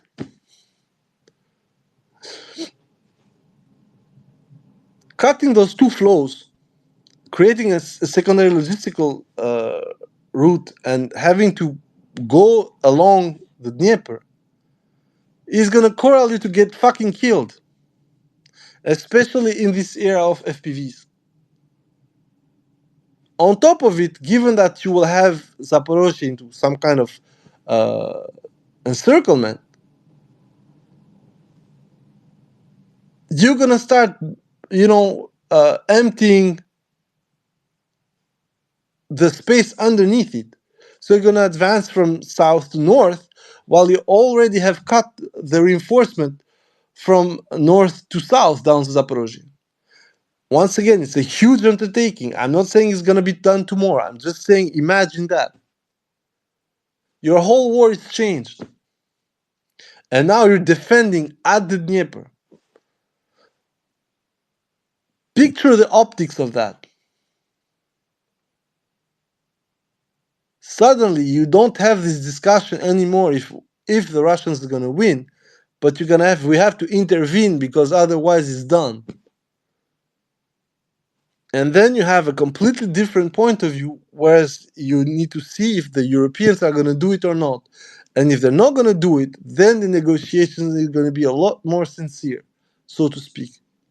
You're not gonna have someone trying to fuck around with you and pull what they did in March 2022. No, what's gonna happen is that Zelensky is gonna be brought to the table by the ear if needed, and he's gonna be told that if you don't do this, your biggest problem is starting to lose a lot more ground, and in this case, you're gonna lose after the first local capital that actually never happened except for Kherson.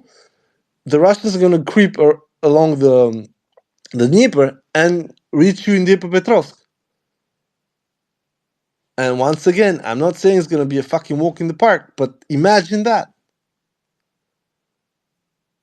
And then you got with the situation where everything that you had in your hand in 2023, that of course you absolutely splurged for no result, is coming to bite you in the ass in 2025. And it will not matter what you're going to do to the Russians in 2025. It will simply not, because Russian advance is going to breed transgression from other players. The Koreans are fine. Just small player whitewashing weapons from China. But now that you're starting to do bullshit to the Chinese, and your war in Ukraine is going from bad to worse, how do you think the Chinese are going to think about that? They are going to put more strain so that the Americans get more involved with the Russians. The Russians are going to take one, quote unquote, for the team. They're already doing it. We already discussed about that. So we are getting to a point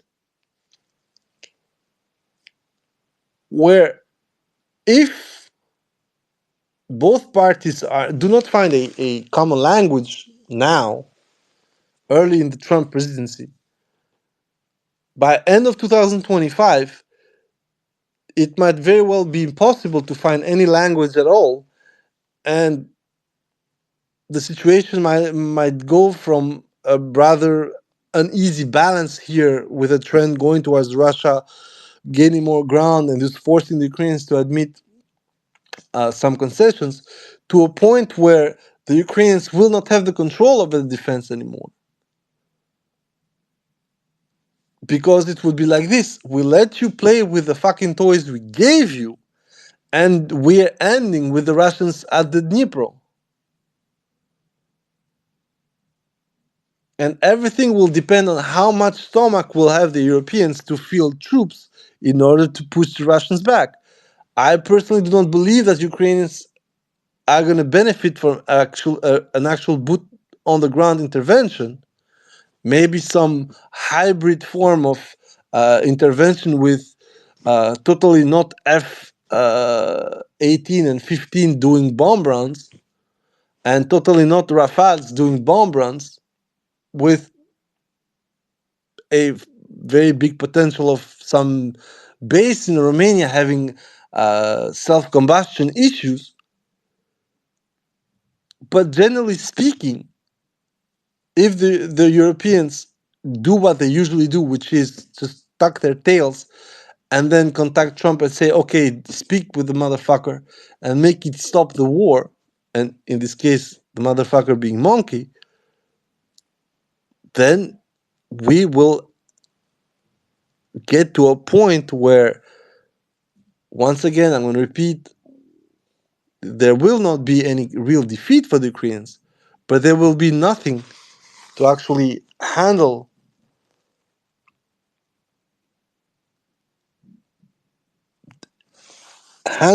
any kind of non-political situation, which is purely militarily. The Americans do not have an appetite to intervene right now, and probably will not have it in the future to come. But they will have to force the Ukrainians to accept this. While at the same time, as I said, politically it will be also very much impossible to accept everything the Russians want. So basically, it would be a asterisk victory for the Russians, a victory nonetheless. Uh, but when we see what's going on, when you see the maximum pressures of Russian economy under attack, the Ukrainians getting data in order to hit a lot of very visible targets within Russia, the sudden political swap from the Americans when they say, okay, it's there for you to stop the Kursk onslaught, but actually most of the Atakams are being used completely in a different place. When you think about all this stuff, you understand that whatever political power, whatever regime comes in America, the only answer for the Russians is to keep doing what they're doing right now. Is it the best option? Probably. They could do a lot better if some partners would change their approaches when it comes to both equipment and also armament.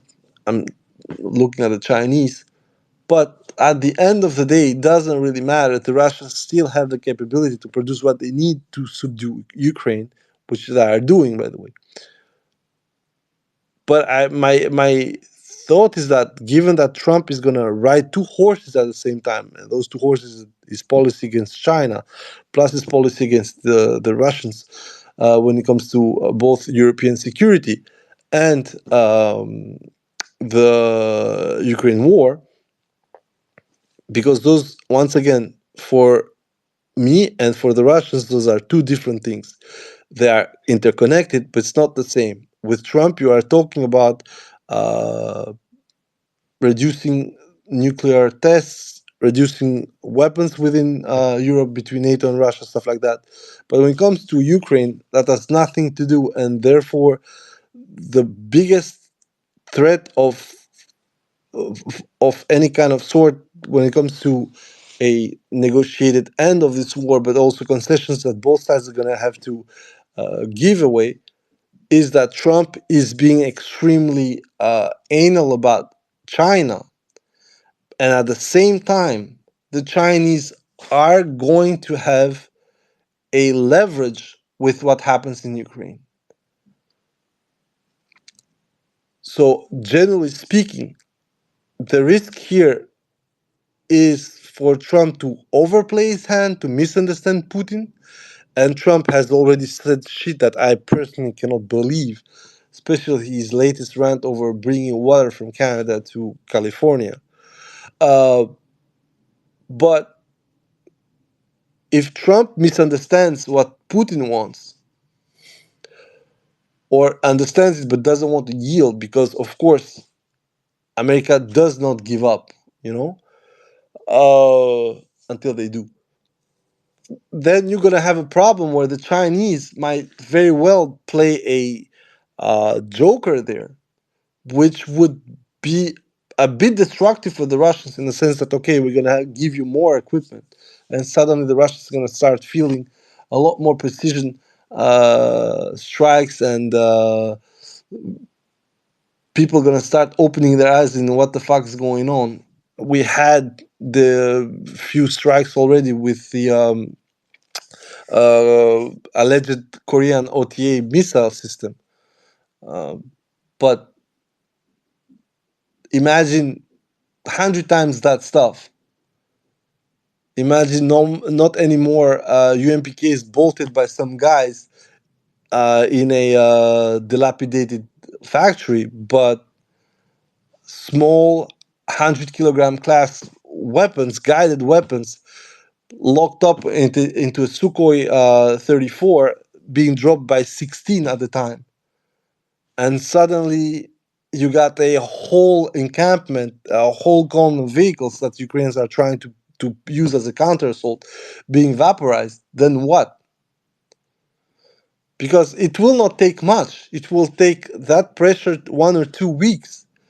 And with Ukraine losses going from 10 a day to 20 or 30 a day, and suddenly whole swaths of the front are going to get depopulated. I know I've spoken about the Chinese quote unquote intervening or leveling the playing field, which they've done actually with the sales of components, especially now that the Russians are absolutely belting the Ukrainians with their optifiber drones. But just imagine going beyond that.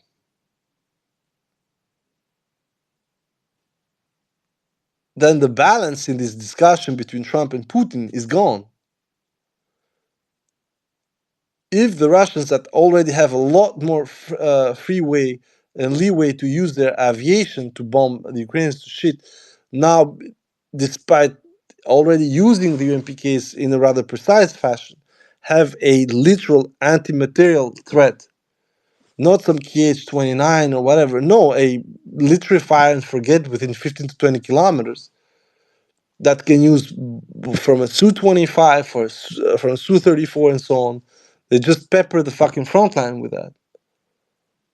And you got a whole bunch of trenches, equipment, vehicles just destroyed. And then infantry comes by. Okay, they're gonna get attacked by FPVs, but who the fuck cares? The core defensive line would have been gone. That's what they're doing. Just they're using UMPKs for that. But let's say that they become far more thorough. On top of it, one of the biggest situations where the Chinese can intervene and actually impose a big cost on the Ukrainian side is if the Chinese allow the Russians to have a proper UCAV program that the Russians then can use all weather to stop the attacks from the sea with the unmanned sea vehicles. Then suddenly, all the shenanigans we've been seeing for a while now, they disappear. You have 15 UCAVs completely patrolling the coast of Crimea, wasting all these motherfuckers, then pushing their advantage. Because that's the funny thing. These SUVs, these UGVs, they've been sent from Mykolaiv for sure. But some, as we saw with the combined operations, especially against the oil rigs, you got also manned vessels going with them. So we are reaching a point where Trump opinions and vision might very well, in both sides, turn this war over its head.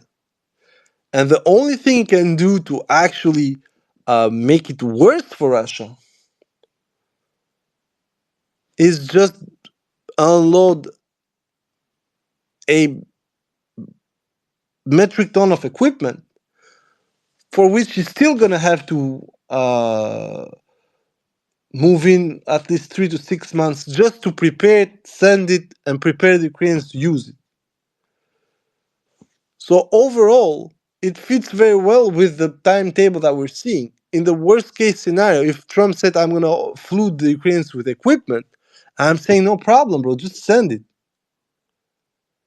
Because at this point, the equipment, the way it needs to be, prepared, equipped, and sent and shipped, and then used by Ukrainians, makes no difference.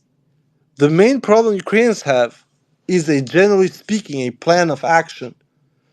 And people who understand what the Russian weaknesses are right now. And there are not many when it comes to the front line, of course.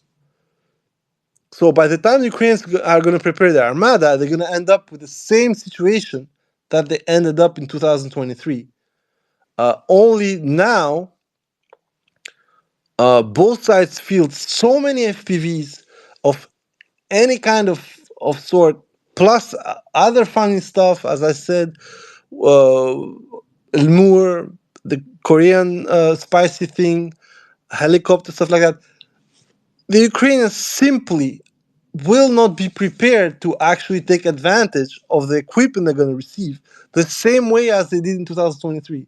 They would need a respite of at least a year to prepare and rehearse the whole operational chapter. Plus, they would need Air Force, and the Air Force, like the F-16s and everything that is supposed to come right now, is being used for tasks that are completely removed from the front line. F-16s with at least one lost proven are hunting Shahids on the back and cruise missiles on the back. And the Ukrainians themselves said as much, that the F-16s we received are useless to actually stop the Russians from bombing us. And it's logical. You would need a far greater number to be able to do that. But far greater number means far greater footprint, and far greater footprint means a lot more Iskanders up your ass. So we're going back to the same problem that the Russians have. The Russians are forced to play cat and mouse with their planes on the nearby airfields. Well, the Ukrainians are going to have to learn the same. But once again, the biggest difference, as I said, is strategically speaking, the Ukrainians are a object. They get hand-me-downs.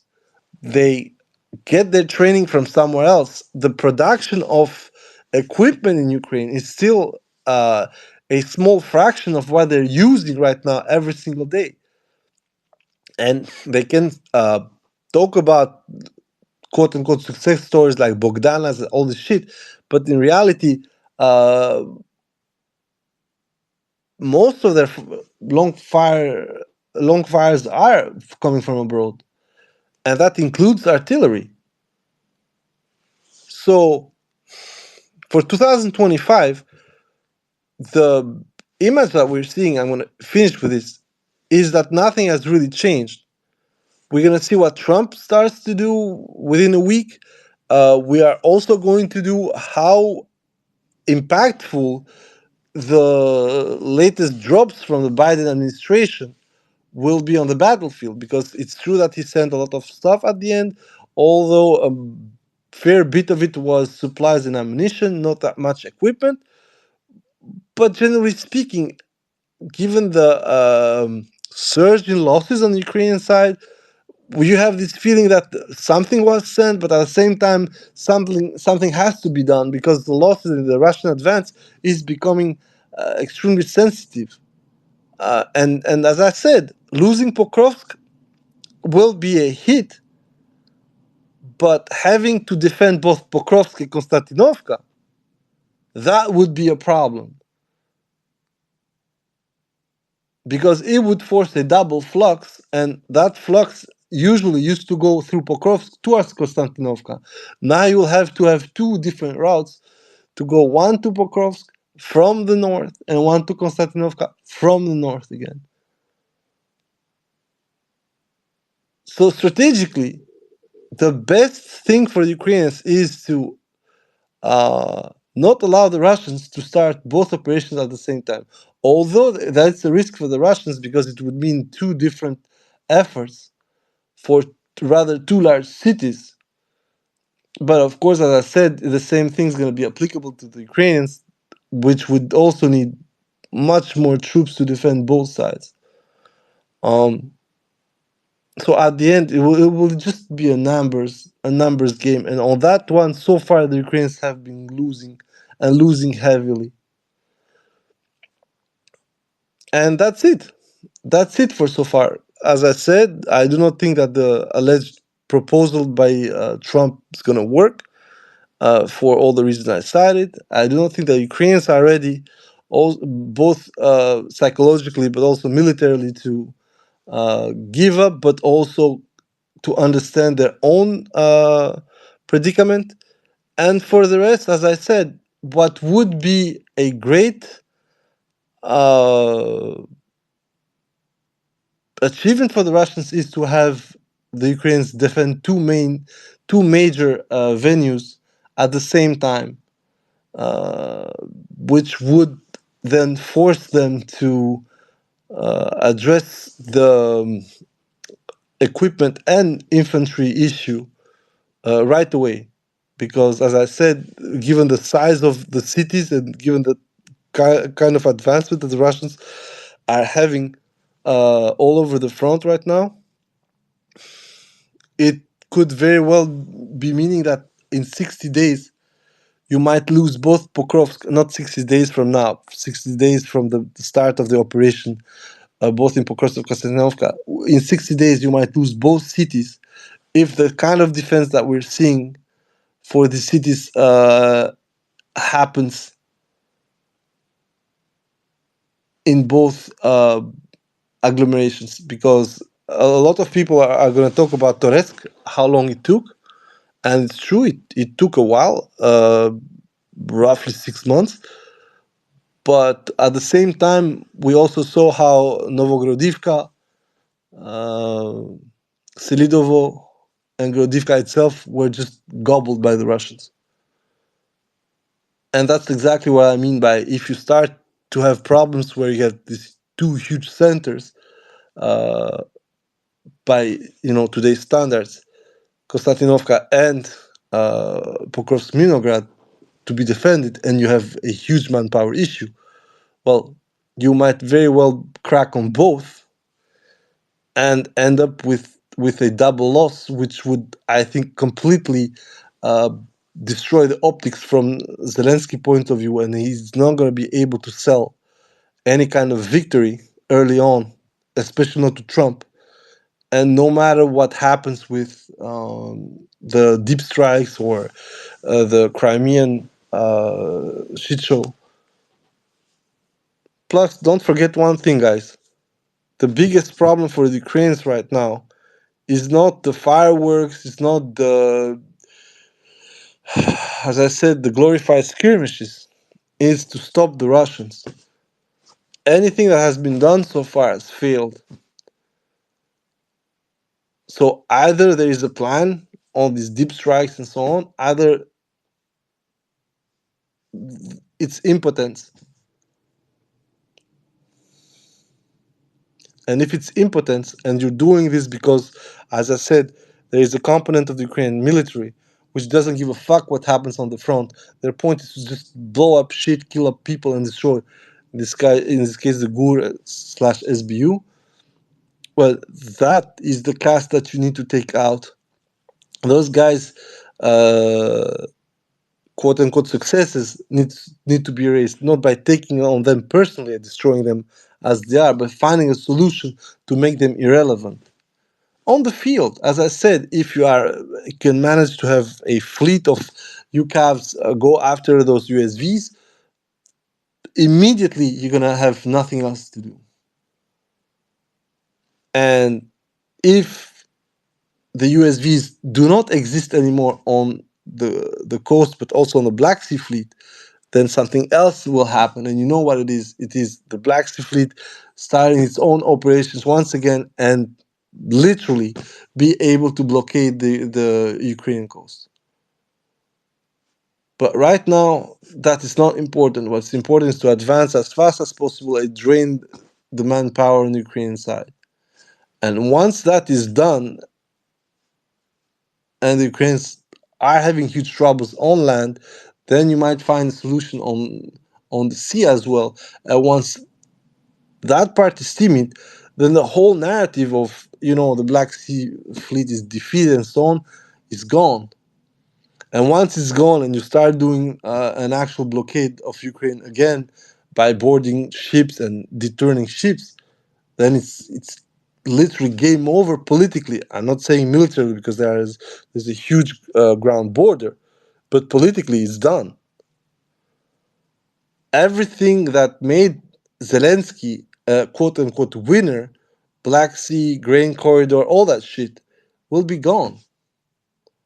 As simple as that. Over. Thank you very much, guys. If you want to intervene, it's up to you. I have nothing more to add, actually.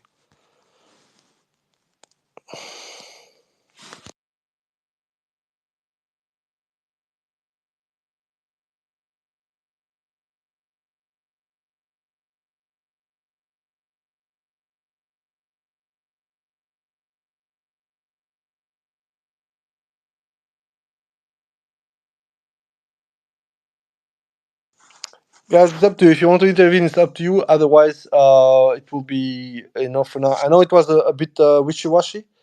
Um, I will do a lot more succinct and a lot more accurate and movement-based and map-based space probably on Friday. But for today, I this was what I had to say, mostly because um, there are a couple of things that we need to uh, clarify, especially if you see the most recent deep state map. You need to actually be mad to publish that. Look at Neskushne. Instead of accepting the loss of Neskushne, they just isolated a little speck of red on top of that green, quote unquote, liberated part. I mean, this is the state of mind of the Ukrainians right now, of the Ukrainian military leadership. Um, it's getting hilarious, and I have a lot of trouble right now understanding why they're doing it. Um, you can pretend a lot of things. You can do what the Russians did in 2022, which backfired massively, but you cannot believe your own con and sell it, despite the fact that everybody's telling that you literally are shitting yourself. Okay, apparently not much intervention. Thank you very much for being here. See you on Friday. Have a nice day, guys. Bye bye.